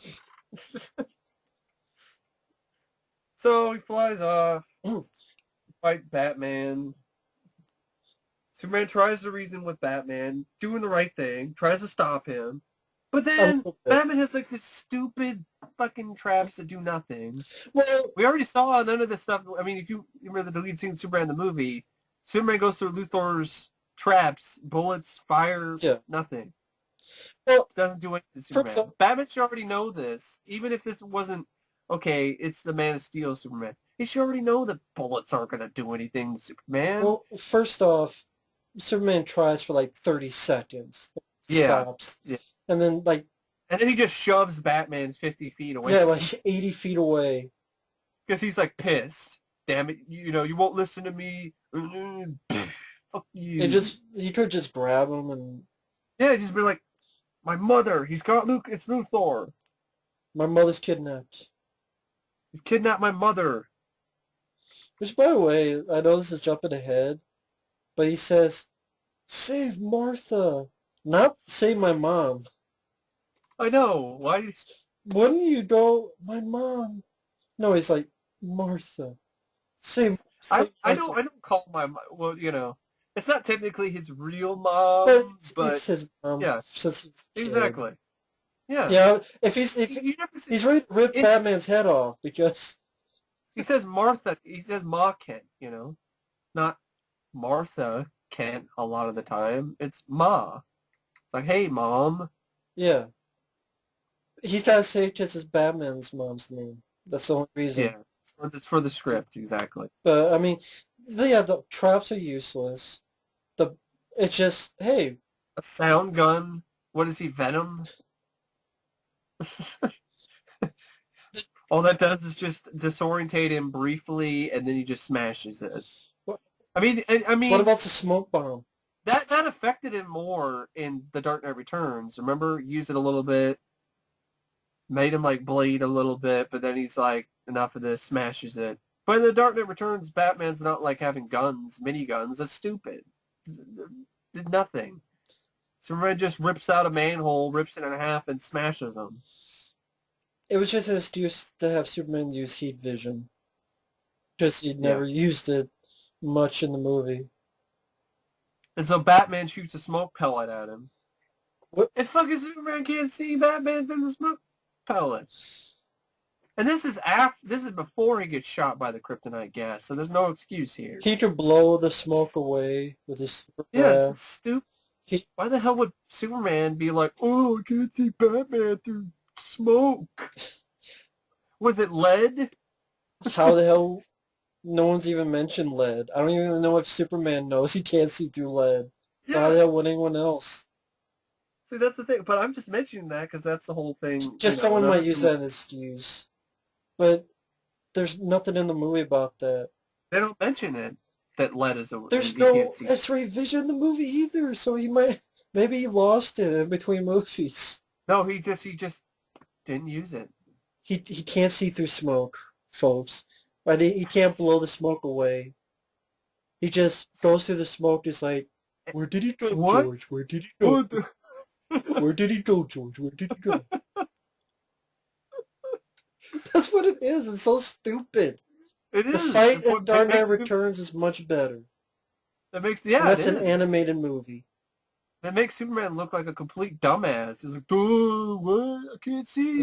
He vanished like a ninja. A moron. Ninja vanish. He would disappear. I like I want to play the got your nose game with Superman, though. Oh, look, Superman, I got your nose. I got your nose. Oh, my God. Give me back my nose. And honestly, folks, the fight was lame. It was. It was very one-sided. It also was lame because there was nothing at stake. Because you don't know enough about this Batman to be like, yeah, or don't get hurt. You're just like, I like Ben Affleck, but I'm like, I like Ben Affleck. It's not like, I like this Ben Affleck Batman. I like Ben Affleck. That's just how it was with me, because I didn't have enough of this Batman yet, because we're like, like you said, entering it into like its fourth movie. Where I'm just like, He shoots a okay. he shoots a kryptonite grenade and just punches. That's really it. Blocks the punch. Superman looks at him like, holy shit. Somebody blocked the punch of mine. Zod did that. Punches the shit out of Superman, and then Batman tries to... Hits him in the head with the fucking sink. Yeah, I think that's near the end of it. They get in a fight in the bathroom. It's just like, rip off the sink.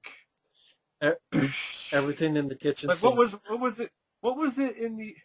That's true. But what was it, the original script, was it a toilet? Is that what it was? Like a toilet. It should have been a toilet. Just might as well have been. Full of shit like the one in Sabotage. Full of shit. Remember? Full of shit like this movie. Full of shit like the one in Sabotage, and then boom, right over Superman's head. Yeah. He is a shithead, so it would make Super sense. shithead. Throws him. It was a pretty lame fight. It's very one-sided. Batman gets Superman throws him. He fucks up his mask. And then Batman just gets upper hand, shoots him again with a grenade, starts beating his shit out of him. Superman can't get out of the way of, just takes a second grenade right in the face. He has super speed. But I guess it's weakened. But he was starting to get strength back after the first grenade hit him. And Batman was like reloading slowly because he's in a big metal suit. Yeah. Nope, Superman's too slow.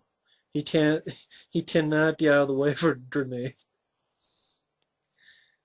And that scene where Batman's like throwing Superman around like he's twirling around on a rope or something. Yeah. like he's in the Olympics. Yeah. What's that thing called where you turn around in a circle and you let it go to see how far it goes? Oh, the discus? Yeah, something like that. Just don't... Or it's like the move that Cesaro does, where he spins a guy around multiple times in wrestling. Yeah. Cesaro, yeah. Yeah, Cesaro swing. It's this Batman swing. Hey, for some reason he doesn't have the spear with him, and... He stabbed it into the ground before he got into the battle, for some reason. Why do you... I don't know why he did that. Why he's just like, bat signal on. Come on. And then... What? What is that? What is it, Excalibur? You're sticking it back into the stone? Sticking the sword back into the stone? Why didn't he have other kryptonite shit on him? Like kryptonite brass knuckles or kryptonite fists or something. Kryptonite bullets. Yeah. I mean, think about it. If you have kryptonite grenades, you shot him. Why not shoot him with kryptonite bullets if you want to kill him? Spear? Yeah. Why is it a spear? He didn't use a spear, and he had the whole kryptonite, and it was only one that did the trick in Dark Knight Returns. It was Oliver Queen, actually. It was Green Arrow. Yeah. Who shot Superman with it. Enough not to kill him, just to hurt.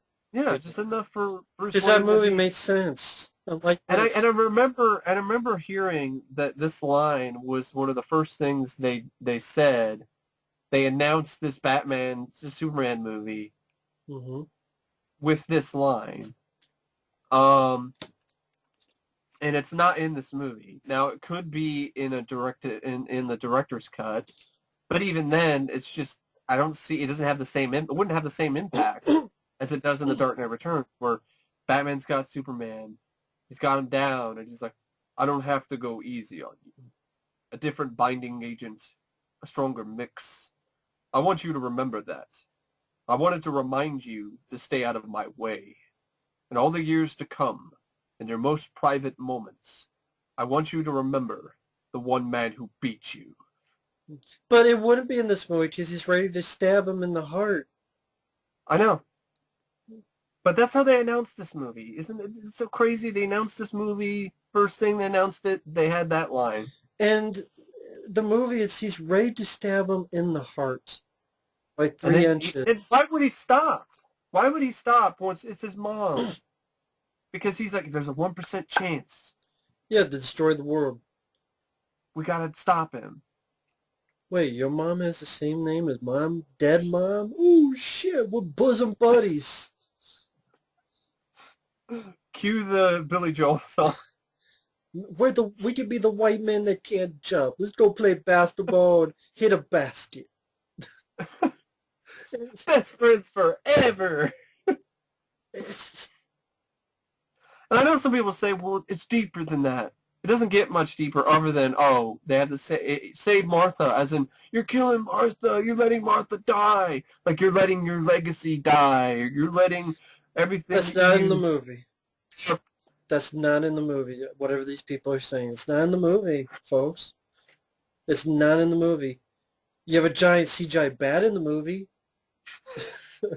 In a jar of piss. You have a jar of piss. You have a bat tornado ready to be like Hook. You have fucking Mad Max, Fury Road, Batman. Straight with the music from Mad Max as well. But you don't have this deep... It's not there.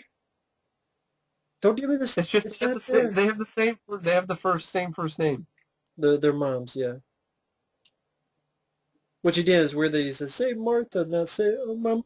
And even then, I remember somebody saying this. Well, why would Batman care? It's like, my mom's dead. Yours is alive.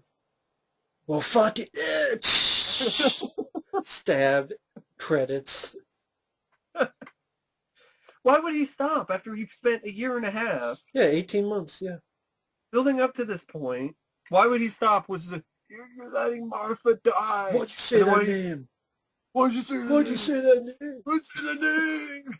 That's just so laughable. It's fucking stupid. Somebody It's came with a good lame. point. It was so ridiculous. Like, anytime somebody says the name Martha, is Bruce going to freak out like that? Hey, Bruce, Martha is on line 1. Why'd you say that name? Why'd you say that name? Martha, Martha, Martha. Martha, Martha, Martha. So Brady. It's Marsha, but still. Marsha. Yeah, I know. But still, it's like, the better one is from Death to Smoochie. He's like, oh, fuck Martha. Who the fuck is Martha? Because that's an actual line from Death to Smoochie, Rob Williams says. He's like, who the fuck is Martha? and then immediately it's like... Lois Lane to the rescue. Yeah, and then it's... Just pauses, stops right in front of Batman. It's his mother's name. She had teleportation. Oh, she got in a helicopter, of course, earlier. But she was... Remember that whole thing? Yeah. No, I don't. Okay. I do got now. In a helicopter. She's talking to Lawrence Fishburne, and she's like, I gotta get there. And she doesn't even explain what it is. He's just like, get to the chopper. No, that's not what he says. Well, that'd be, get to the chopper. Get to the chopper. Go. Even though Tyler should just get a cab and get there the same amount of time because it's right across the way. So she gets Not like there. Gotham's that far away. And then she's just like, it's his mother's name. And then Batman's like, huh? What?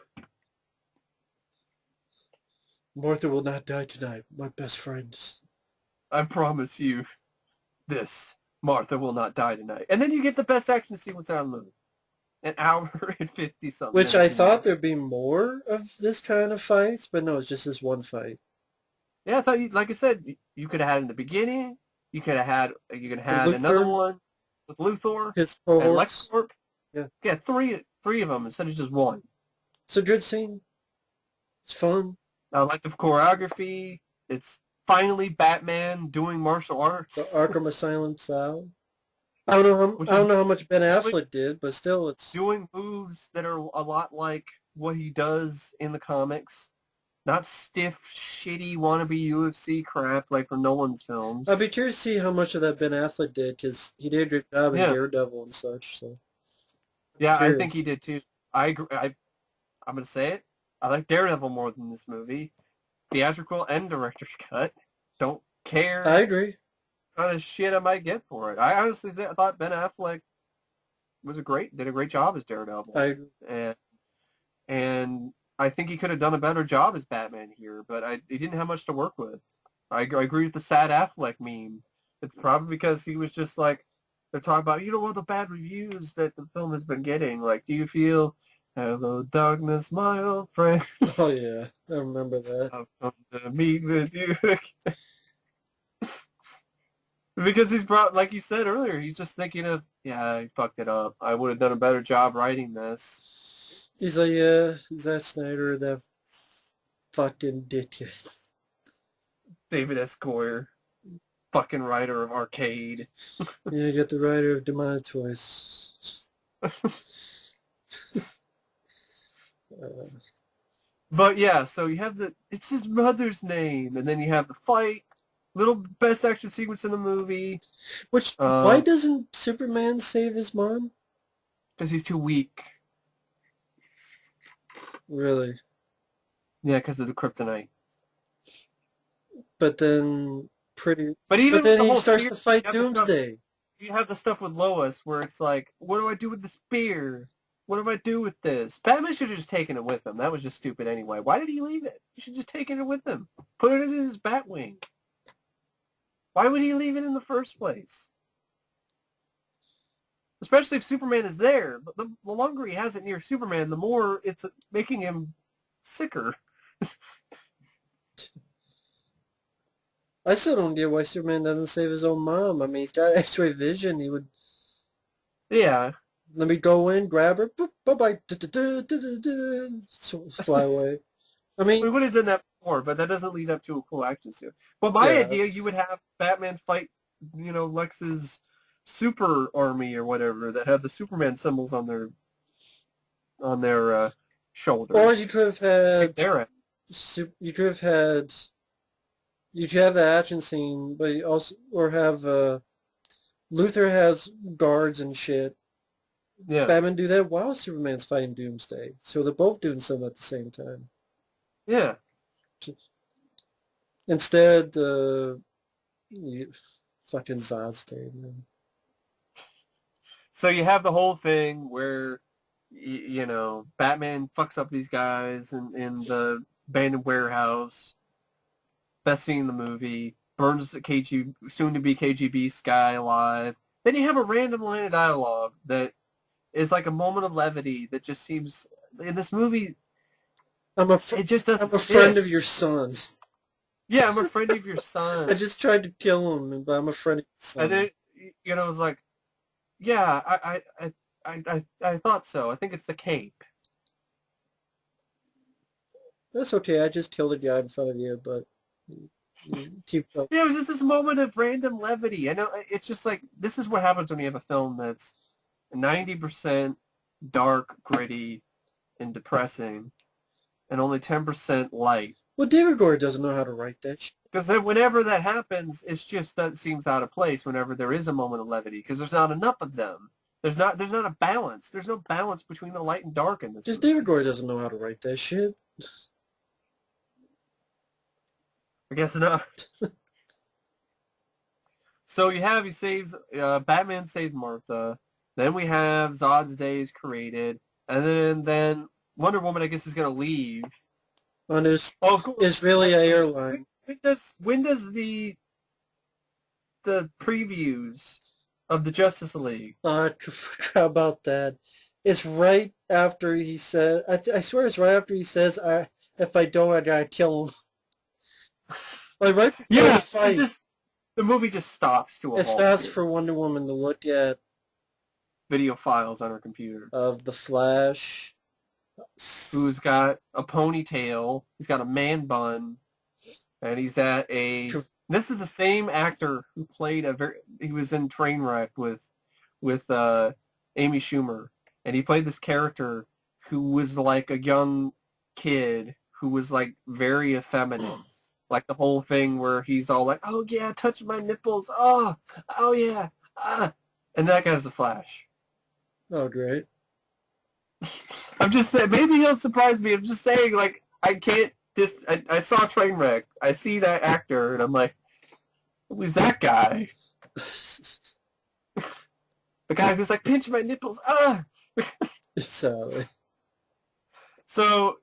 That sequence, was the one sequence out of those entire security camera, whatever camera footages that made any sort of semblance of sense. It's still nothing. He just ran real quick, stopped the burglar, got his drink. That's it.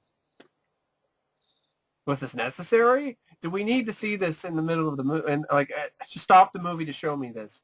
No. but we need the Justice League. You could do that at the end credits. After the end credits, or a mid-end credits sequence, but we don't want to be like Marvel. Or just on YouTube. We had a lot of people who were waiting for an end credits sequence in this movie. When you were in the theater? Yeah. Did you stay or did they stay? I didn't stay. A lot of people did, though. Wow. I'm sure they were surprised. Whoops. You could have a viral thing. I like that idea, too, a viral marketing thing. As a lead up to the Justice League, showing these videos separately. And apparently it's not the Flash from the TV show. They just make it a different Flash. Yeah, it's a different Flash.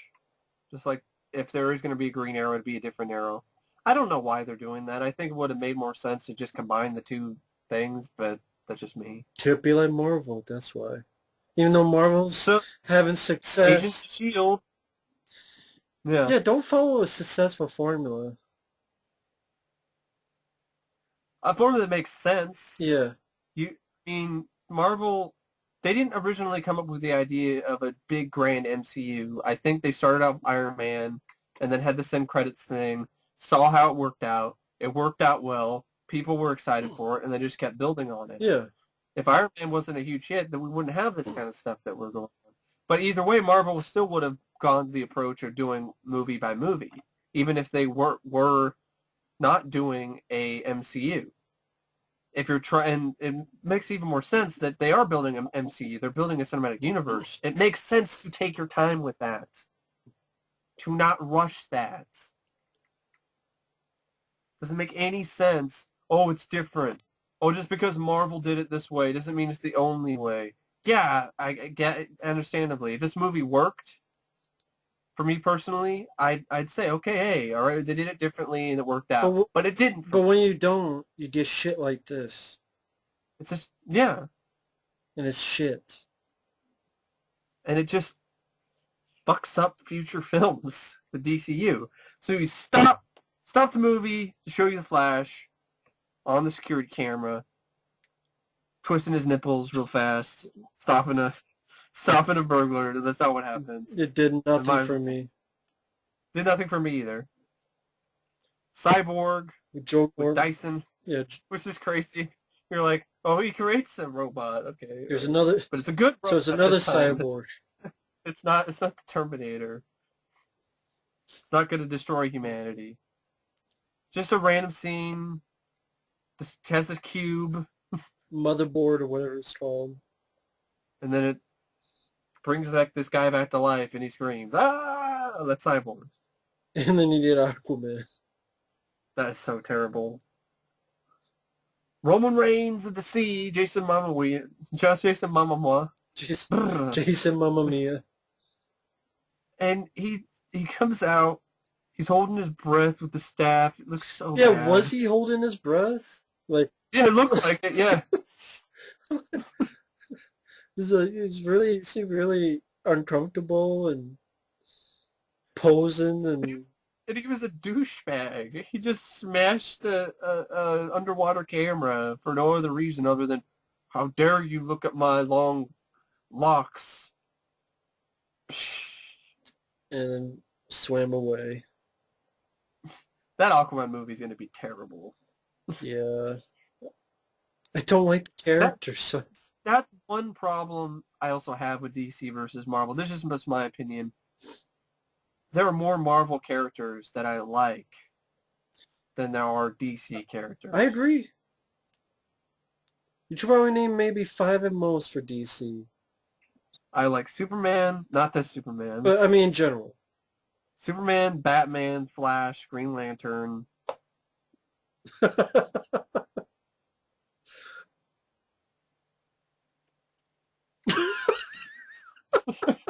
Silence.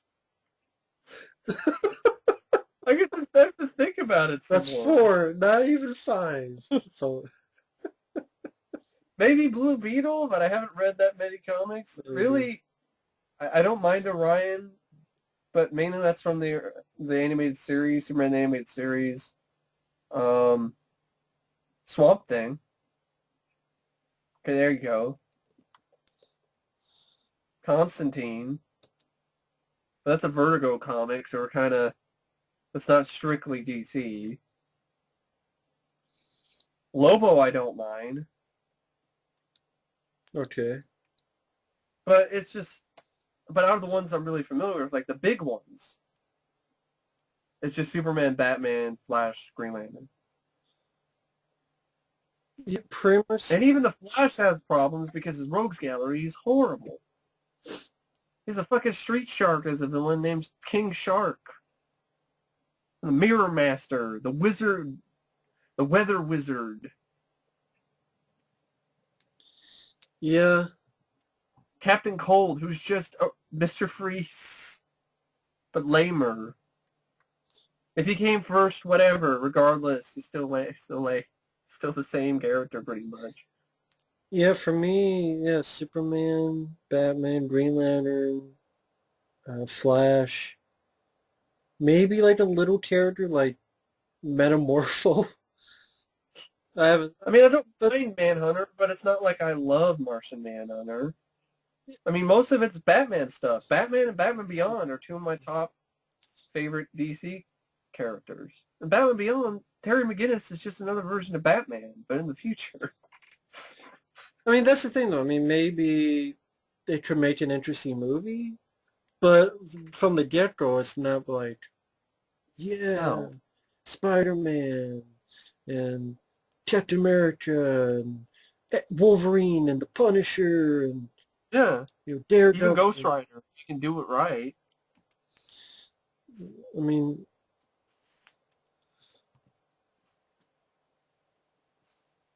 I know some people say, well, Marvel just ripped off DC, and like DC does the same thing. They go hand in hand. yeah. But regardless, yeah, so that's the thing. The Justice League, when they're teamed up, when they're together, I like the Justice League America cartoon. I love that cartoon. It's great. Mm-hmm. But, it's a combination of all the different parts. And it's a really well-written show. And Bruce Timm is doing it, who did Batman the Animated Series and Superman the Animated Series. So I think it would have been cool to see Bruce Timm's approach on the live-action DC universe. Yeah, I agree. What do I know? What do I know?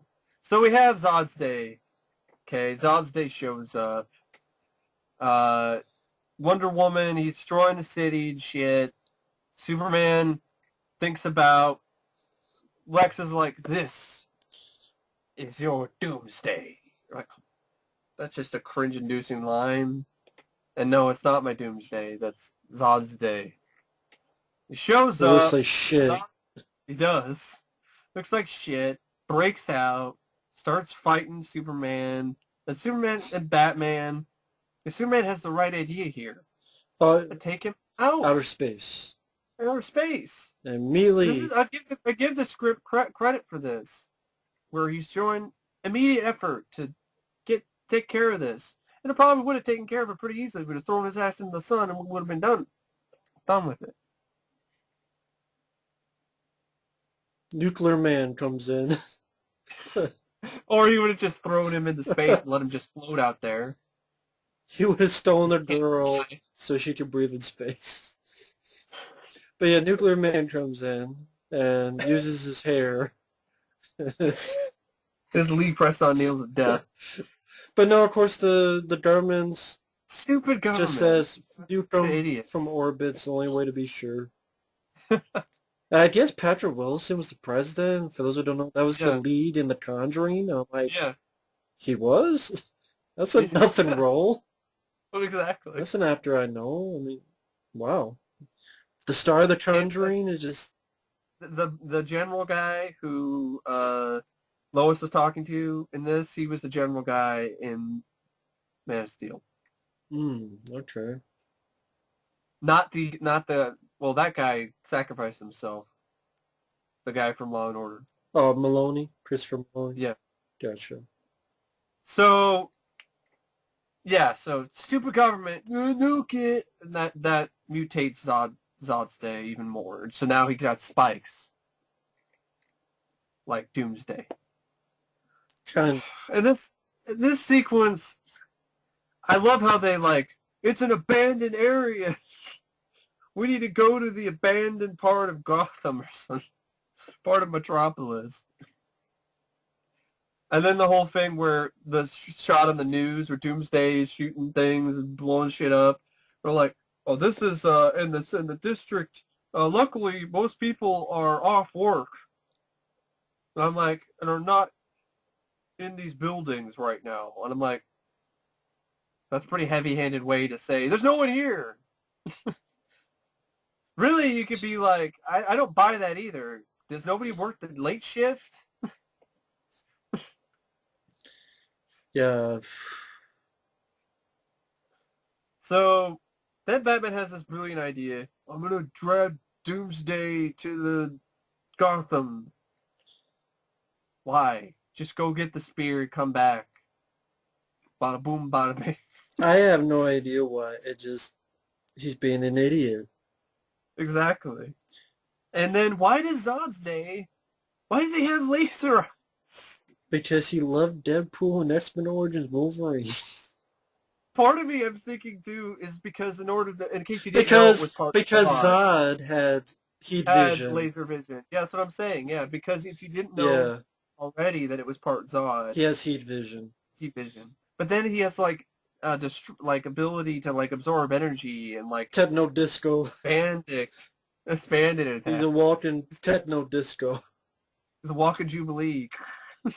Electricity flowing through his veins. He's Shocker. Shock dance.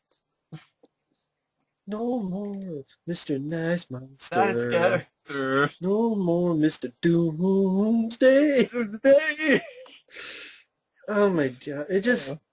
And there's a shitty, big, giant, generic monster fight. That looks like it's entirely in a green screen. Zod's Day is too big to you. He's bigger than Doomsday usually was. Like, Doomsday was big, but he wasn't like fucking god. And at least in the big. Avengers, they shot a lot on locations. Yeah. So and in the daytime. And if it was, it's all fucked up by these fucking filters that are orange and gray. So if it was shot on location, it still looks like it was shot on a fucking green screen. Yeah, it looks fake. And the CGI on Zod's Day isn't that great either. It's like it was on the holodeck in Star Trek The Next Generation. It all looks phony as fuck. I wanted to see Picard show up with the Tommy gun and be like, ah! Yeah, I agree with that. I have to admit. Shoot everything. Yes. And then Wonder Woman pops in, and then I'm supposed to care, even though I know nothing about her. Oh, she got hit and she smiled, and I'm like, that's all it took to love the character, really? That's all it takes? Wow, that's easy. Guess this Wonder Woman is easy, huh? And before you had an advertisement for Israeli Airlines, well, she was watching the news because she was thinking about leaving, and then Zod's Day's there. I gotta be Wonder Woman now. I wonder if she has an invisible jet in these movies. Maybe not. Yeah, she just appears. She's trying to be more of Xena. She might as well be Xena. I mean, all she was missing was the the Xena yell. Yeah. And she's doing most of the fighting. I actually wouldn't have mind Lucy Lawless playing Wonder Woman. People have felt she was that too old. Who said she has to be a young? Hollywood does.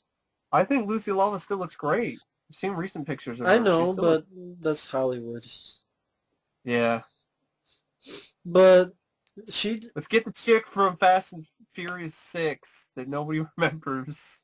Was Son Kane's girlfriend who dies? Yeah, that's it. No one fucking remembers. I literally, folks, we had a conversation before this, and I'm like, who the fuck was she? And we're trying to remember. You're going to go online and be like, oh, it's Han's girlfriend. Yeah, literally. And you get her. Oh my god. She's a terrible actress. I'm sorry, folks. I'm worried about her carrying this film. I don't know if she can. I don't think she can, and I don't care to see a Wonder Woman movie. I'm done my dinner on that shit. You just be like, hey, Wonder Woman, do my dishes. I don't care about a Wonder Woman movie. I don't care about an Aquaman movie. I definitely don't care about Justice League. Definitely don't give a shit about an Aquaman And movie. I've never liked Aquaman. I've always thought Aquaman was lame. Any attempt to try to make him badass was just laughable. Oh, he has a beard now, and he's missing a hand, and he's got a hook. Okay. And then Zack Snyder's doing a Justice League movie, and he couldn't even handle this amount of characters. Aquaman's so awesome now. His whole hand is made out of water. Okay. Really, that's the whole thing with some of these, one of those comics I remember. His water hand. All right then. See, it's hard to make Aquaman cool or badass. He talks with the fishes and he sleeps with them.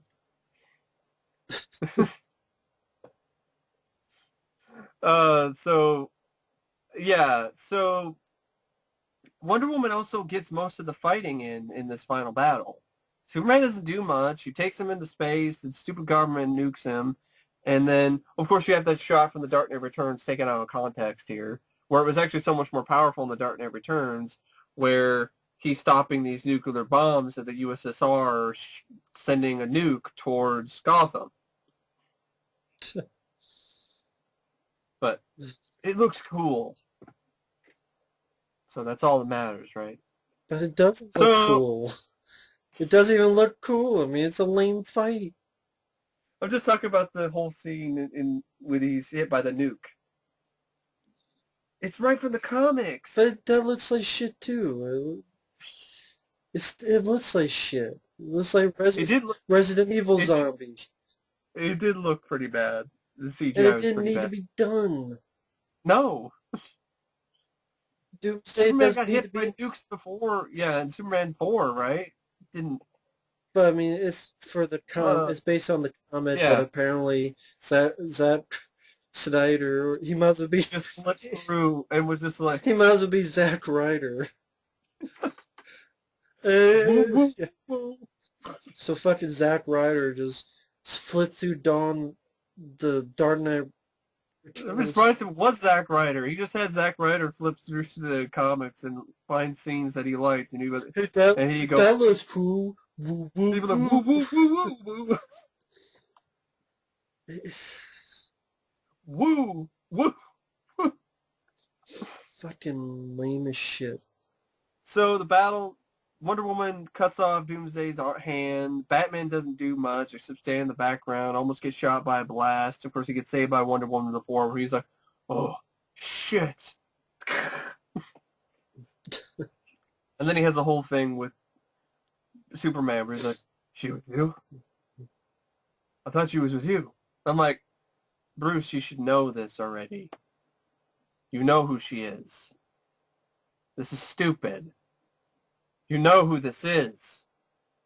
You looked on a computer and you saw her. You met her at a party. Why are you going like, she with you? I thought she was with you. And that line couldn't be any dumber. Now it is. Because Batman's like, well, I forgot who Wonder Woman was. Oh. So the battle, and then you have the fucking death. This movie doesn't fucking earn. Which pisses me off. I was so pissed in the theater, blowing anger bubbles in my soda, ready to tear the screen into pieces. And it's done shitty, too. So he's just like, hey, you want Death of Superman? No, but here it is. We're going to do it anyway. We're going to do it in a shitty way, and we're going to do it way too early, so it has none of the impact that it had in the comic. There you go. We could have Wonder Woman. We could have a lot of people. Batman could have put the spear and fashioned it into a missile or something and shot it at Doomsday. Or we could have shot the spear to Wonder Woman, and then she could have thrown it. See, my idea is that they all work together, and nobody has to die, okay? Instead of fucking Lois, throw it in the water. Yeah. It's like she didn't know what to do with it. It was just like, what do I do with this thing? Ugh.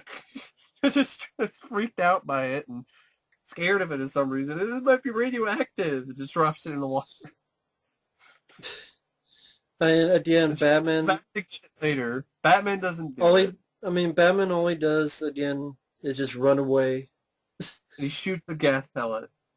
But most is like run away. Ah! Yeah, that's Brown. That's just Like Red Brown in Space Mutiny. Ah! it sets up how important Batman is to the upcoming Justice League when you don't have big villains and all Batman can do is just run away. What is he gonna do against Darkseid? Unless he puts a kryptonite, unless he shoots Darkseid like he did in one of the comics. He's gonna run away again. It's so fucking. It's Darkseid. He's gonna be like, well, so fucking stupid. So, but the whole concept I kind of had is that, okay, instead of Lois Lane, I go in the water, almost drown, then Superman predictably saves me, blah, whatever. All it was is a setup for a useless sequence. That was just another moment to try to build tension or suspense that is non-existent because we know she's just going to get saved by Superman. Yeah. And just to give Lois something to do. So, she gets it, but Superman still almost dies because he's grabbing the thing out of the water. Yeah, just let Wonder Woman do it. Yeah, let Wonder Woman do it, or let her do it. Then have something where Batman might find some way. You know, they team up. They have a moment where they team up together. Batman hits Wonder Woman, gets Doomsday with a lasso. Batman shoots him with a kryptonite pellet. Which is what happens. Superman then tosses the spear to Wonder Woman. And then she stabs Doomsday with it. And then maybe, because Doomsday's weakened, then maybe Batman could get up and, like, kick Zodday in the face. And then while Doomsday's on the ground, then Superman can, like, further drive the spear into his chest. And then they all work together and nobody dies. Something like that, yeah. But it's Doomsday, so we gotta have Superman die, because it's Doomsday. I admit, I was surprised that they did that, because I was like, why are you having Doomsday? Because I remember Randy, why are you having Doomsday in this if you're not going to kill Superman? Well, and they did. Well, here you go, Mike. But, by the way, well, to answer your question, Mike, he will in fact die. That is why. I remember when I first heard that, I was just like, what the fuck? It was like the worst case scenario. Imagine if they didn't give that away in the trailer and you saw that in the theater and then Doomsday just pops up and then you're like... You'd be like, what the fuck is Doomsday doing in this I wonder if be more pissed. I probably would be. But yeah, the death has no impact. And he just dies the same way his dad did. With this fucking spike by Zod through his chest. Oh, you mean Russell Crowe? It's probably intentional. Yeah. But it's lame. You take the death of Superman, which is a huge battle, back and forth. Superman is bruised and bloody like you've never seen him before. He defeats Doomsday hand to hand. And then he dies. That's impact. That's powerful. This is just spear. This is my world. I'm going to make the Superman pooping face while I fly to stab him in the chest. Then Doomsday's going to have a spike, generic spike, and stab me in the chest. Ugh. That's all that happens. It's like Tron Legacy over again, where it's like, but this time, you know, Riddler was an asshole, of course, but then, of course, then he realized he's Tron. And that was actually kind of clever, because I never expected Riddler to be Tron. And then you had the big reveal. My name is Tron, and I fight for the users. Dead 30 seconds later. Yeah. Superman does a little bit more than Tron does in this, but it's still the same sort of impact. The death has no impact right. whatsoever. It's just, ugh. And then... This doesn't help either. Then I've never learned to like this Superman. I've never learned to love this Superman. Anything that I saw in Man of Steel is thrown away in this movie. So I just think he's an asshole anyway from outer space. So when he gets stabbed, I'm like, just pissed because I'm like, you ruined a good story. You fucked it up. And if they ever did it again, unless it was in animated form, and I hope they do that. I hope they do like The Dark Knight Returns Part 1 and 2. I hope they do that with Death of Superman and Return of Superman. I mean, they already did Superman Doomsday, but I love Yeah, to but see. that wasn't really an No, appropriate. I agree. They could. They really could. Like, yeah, just call it The Death of Superman. Boom. Did you do three? Yeah, The Death of Superman. And It's like, yeah, the Return of Superman Part 1, 2 or something. The Funeral for a Friend, maybe interspersed in there, and then Return of Superman. Yeah. See, this is the kind of, it pissed me off because, and then you get to the funeral, which has no impact whatsoever. You have a funeral for Clark and Superman. Yeah, and they just dragged on forever. Which is weird. I mean, if Superman comes back, how is Clark coming back? Yeah, how is Clark going to come back? Oh, well, Clark, maybe they're like, fuck, we don't need Clark in these movies. That's kind of what it seems like. We haven't really seen Clark develop in any of these movies yet.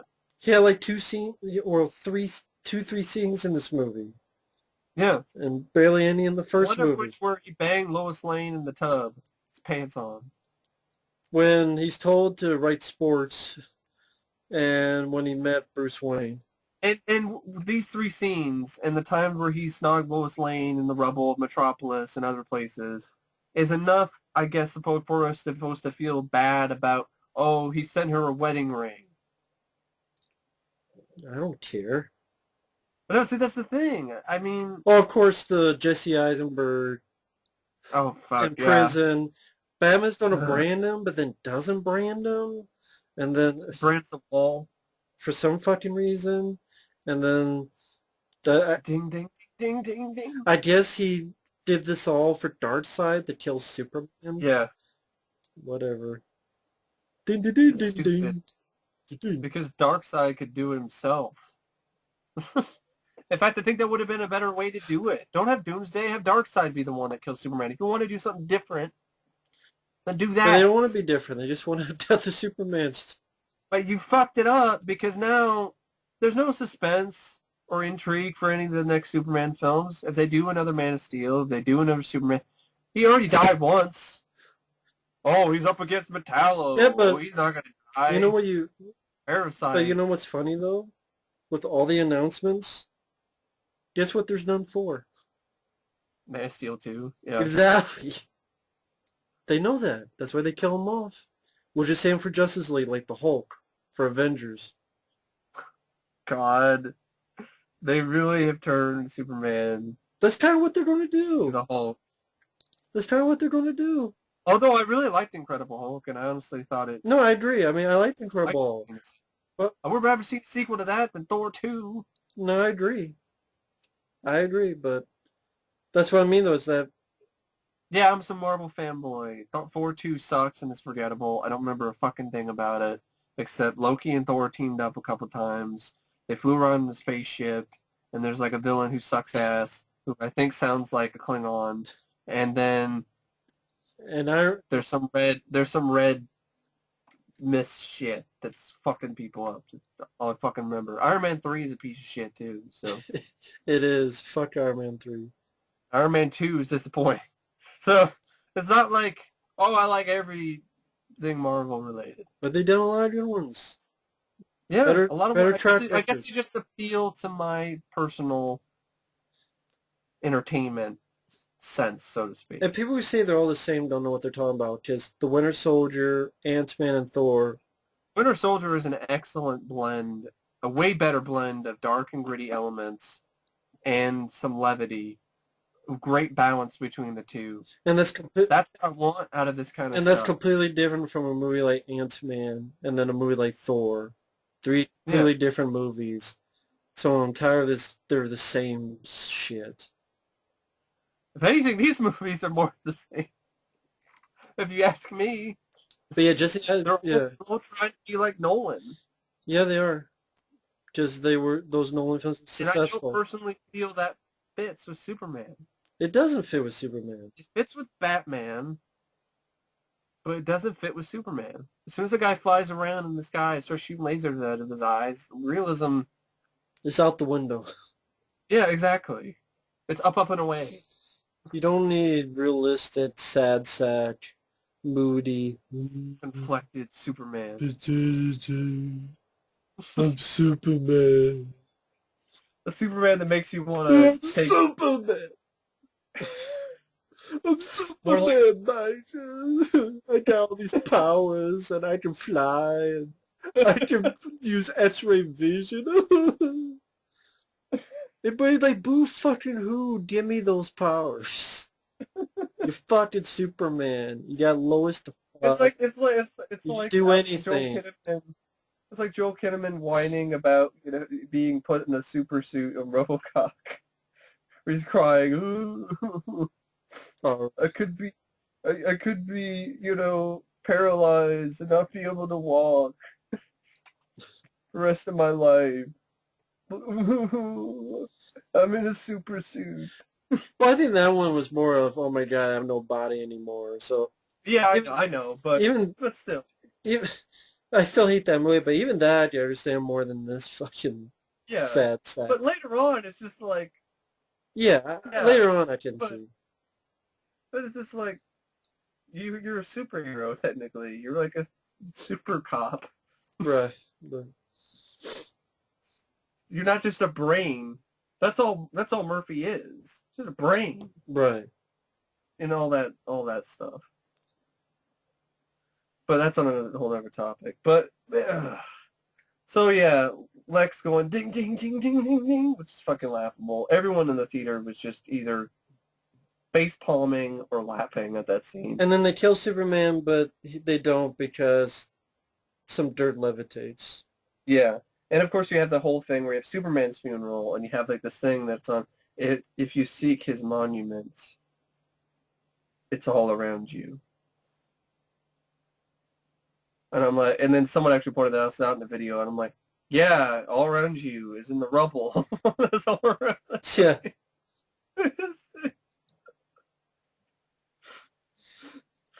You might as well spray paint if you build it.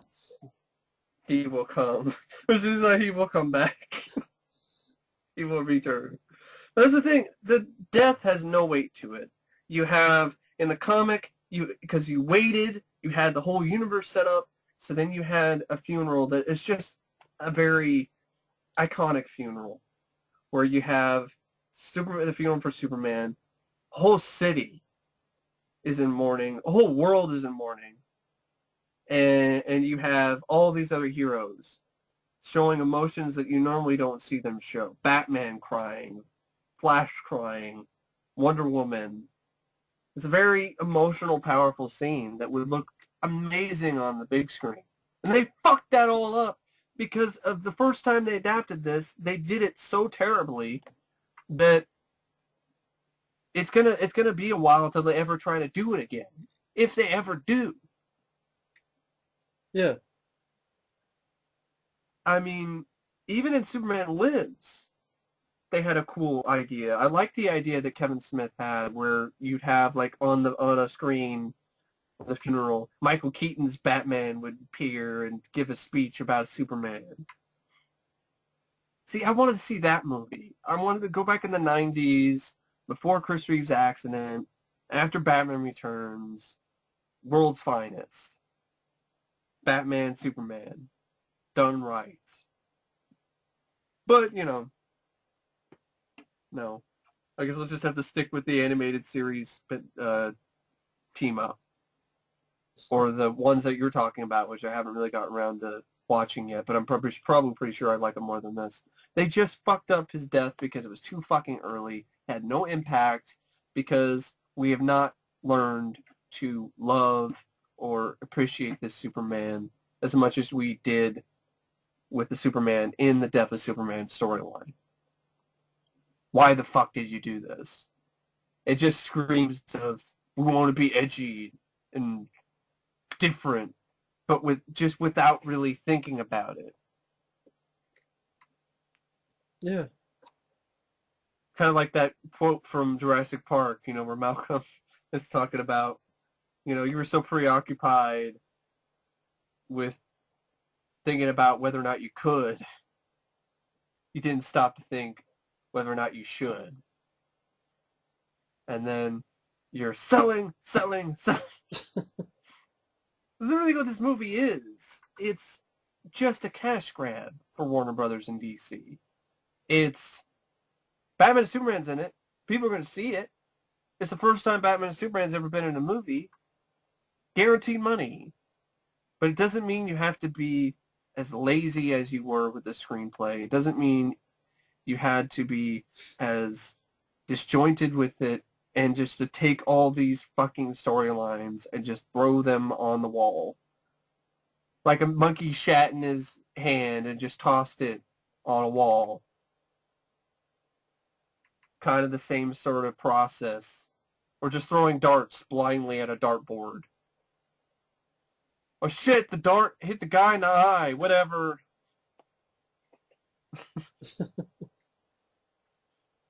Keep that in there. Sorry about the eye, by the way.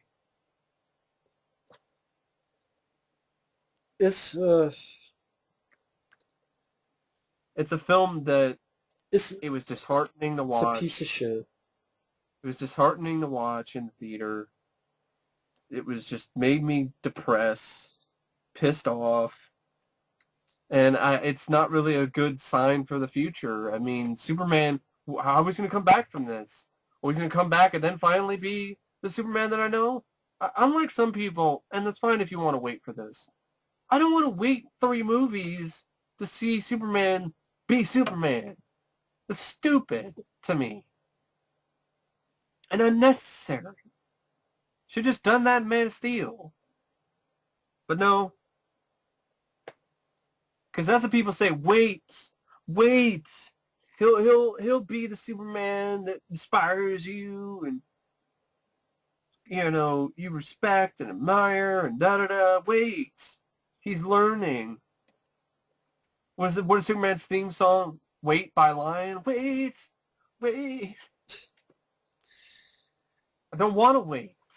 Yes, call me impatient, but a whole film and then a spin-off, I think that's enough waiting. 1 movie was enough. Yeah. It was rushed. Yes. It was a foolhardy thing to do. You have a terrible script. You have not an understanding of the characters. You have a vibe that you think you're smarter than you are. Yeah, but it's a disjointed tone. You have a tone that's super serious. We spent almost 4 hours talking about how dumb the movie is. Sorry. No, don't be sorry about folks out there. But hey, this is for the hardcore fans of us. But that's how many problems this film has to us. Exactly. To us. And are there things about it that I liked? Okay, a little bit of the score. Ben Affleck as Batman, Bruce Wayne. He could have done more, but he didn't have much to work with. I liked Jeremy Irons as Alfred. I like that one action sequence in the abandoned warehouse. That's it. Folks, we're not alone on this. There's a reason why Rotten Tomatoes is 28%. There's a reason why this film has been going down and down at the box office after a hell of an opening weekend, because people were going to see a Batman Superman movie because it's Batman and Superman, 2 of the most popular superheroes of all time. There's a reason why Deadpool has made more money in the U.S. than Batman and Superman in the same movie. There's a reason why when you have a $250 million budget and then you have like 150 million marketing. Yeah, That's 400 if not million more. at least. They made 800 million worldwide, 830, so maybe they've broken even by about maybe a little, maybe. And Made a little bit of profit. and that's a maybe. I mean, this past weekend they were at number 6 with 5 million. So it's not like they're going to be making that much more money. Maybe they'll reach 900 million.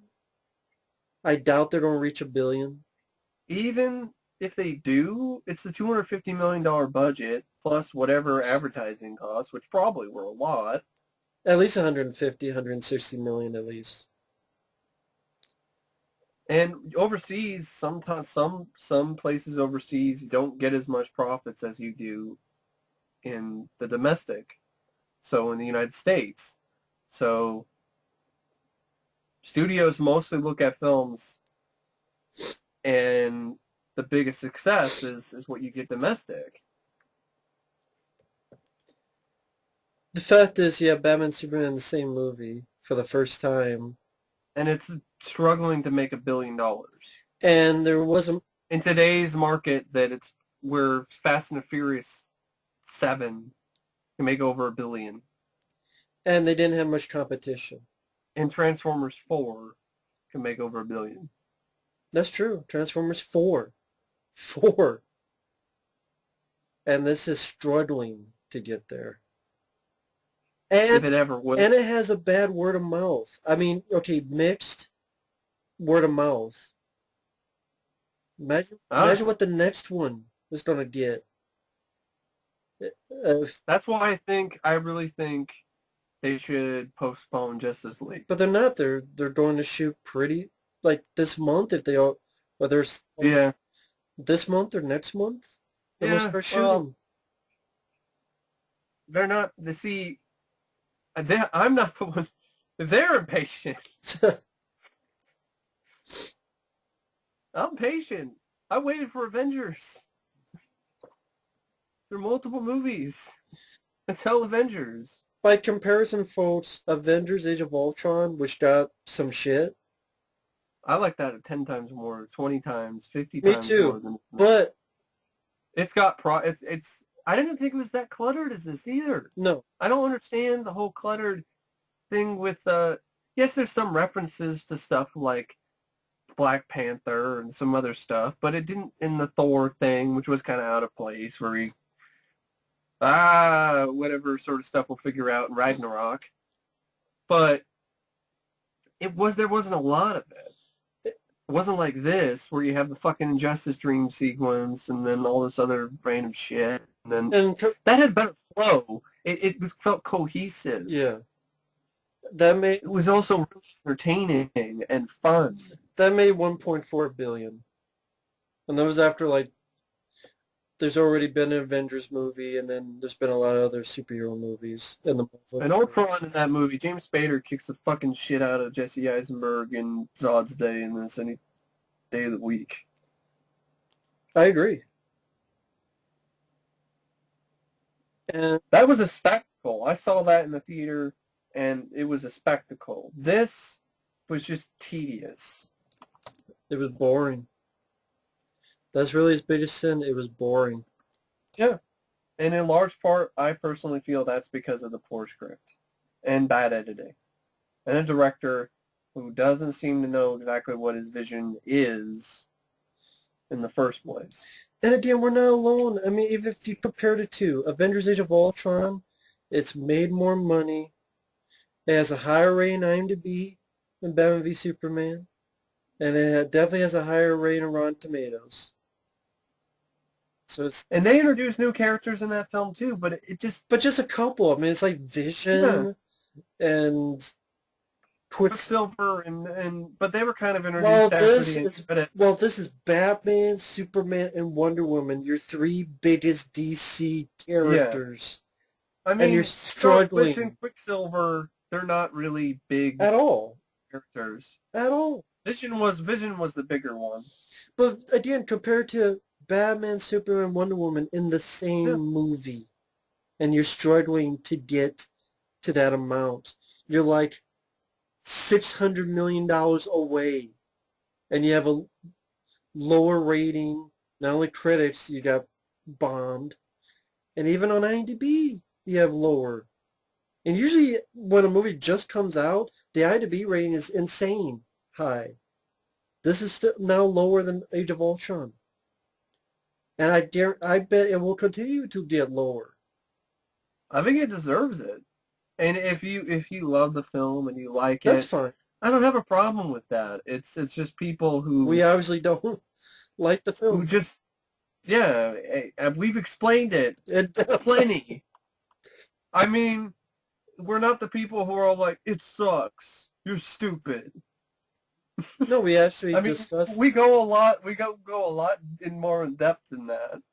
This is an epic discussion. That's probably how I'll post it.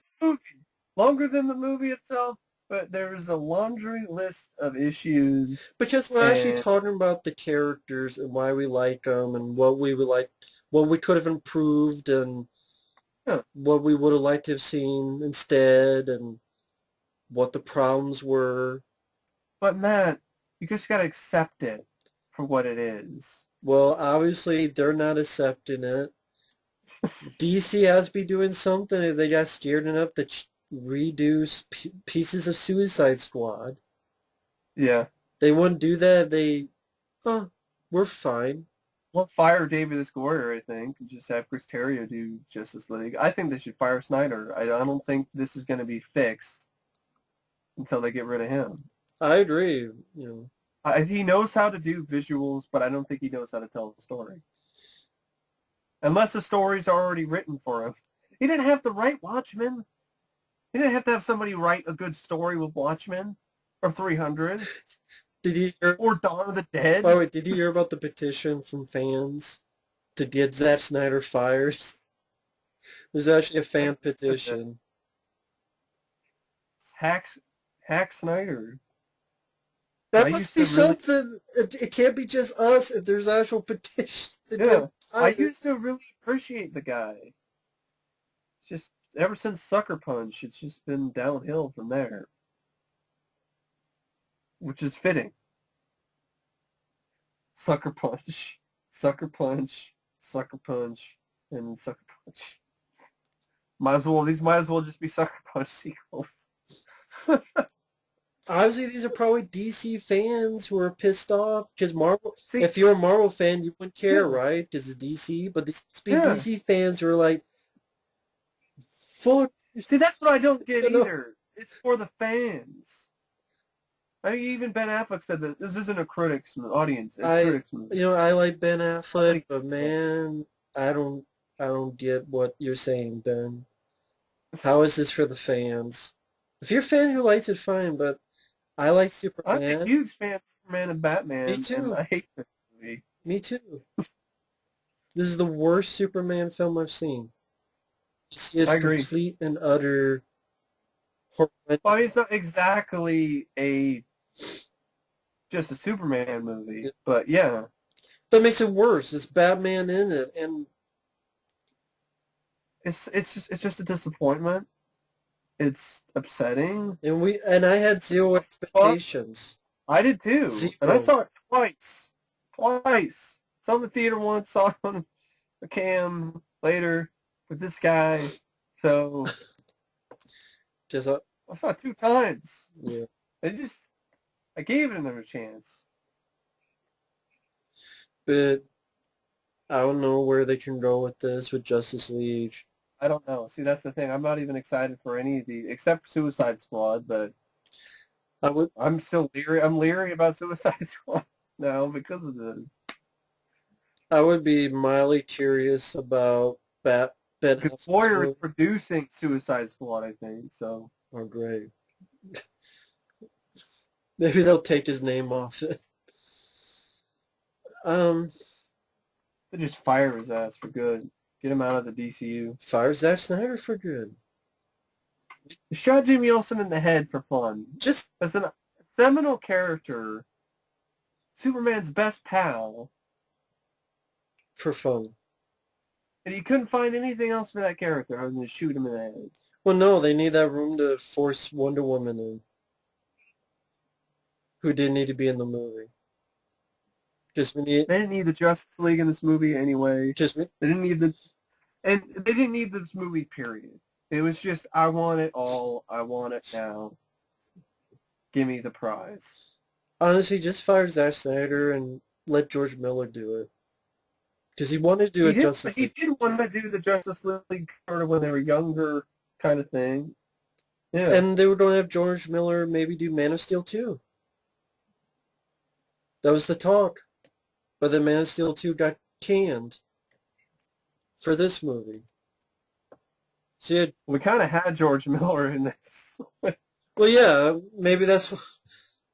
But yeah, With the Batman Fury Road. but yeah, theme. for the man... Yeah. It's just, I don't, specifically Superman. Batman, I think he can recover from this. Ooh. Superman, I don't know. Batman, I think he can recover from this. I think Ben Affleck's Batman movie, I think, has a lot of potential, and I think Yeah. that might turn out pretty good because Ben is behind it. Ben is like, this is my baby. David Goyer, you ain't fucking touching this shit. Get the fuck away. No. And yeah, I have hope for that. I'm more excited for the Killing Joke animated movie. I want to see that than Wonder Woman. Definitely more than fucking Aquaman.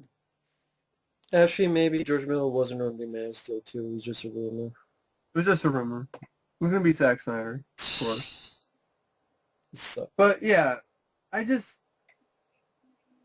Superman is dead to me right now. yeah. Yeah. And this movie is what did it. It's like the last straw. It was like, I like Superman. You know, call me a Christopher Reeve fanboy all you want to, but I'm going to stick with Christopher Reeve until I see another Superman that captures the spirit, the integrity, and the character of the Man of Steel like he did. You watch the animated series. I'll do that too. Tim Daly.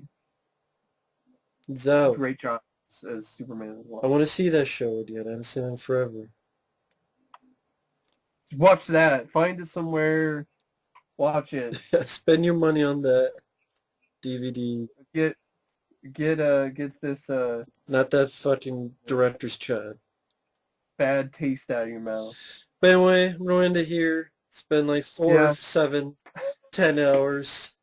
But I had a lot to say. It was a lot of fun. It feels good, actually. This is like it. There's nothing else I need to say. Dot the I's, Done. cross the T's. Fuck this movie. Now I need to sneeze. Fuck Somber Man versus Sad Man. Dawn of Just Shit. Fuck Zack Snyder. No. Eat some... I'm not going to watch this movie. Fuck... Not seeing the director's cut. Fuck Zack Snyder. Eat some apple cider. Sip a cider. And get butt fucked by Zack Ryder. The end. Credits. See you later. Woo, woo, woo. Fuck this movie.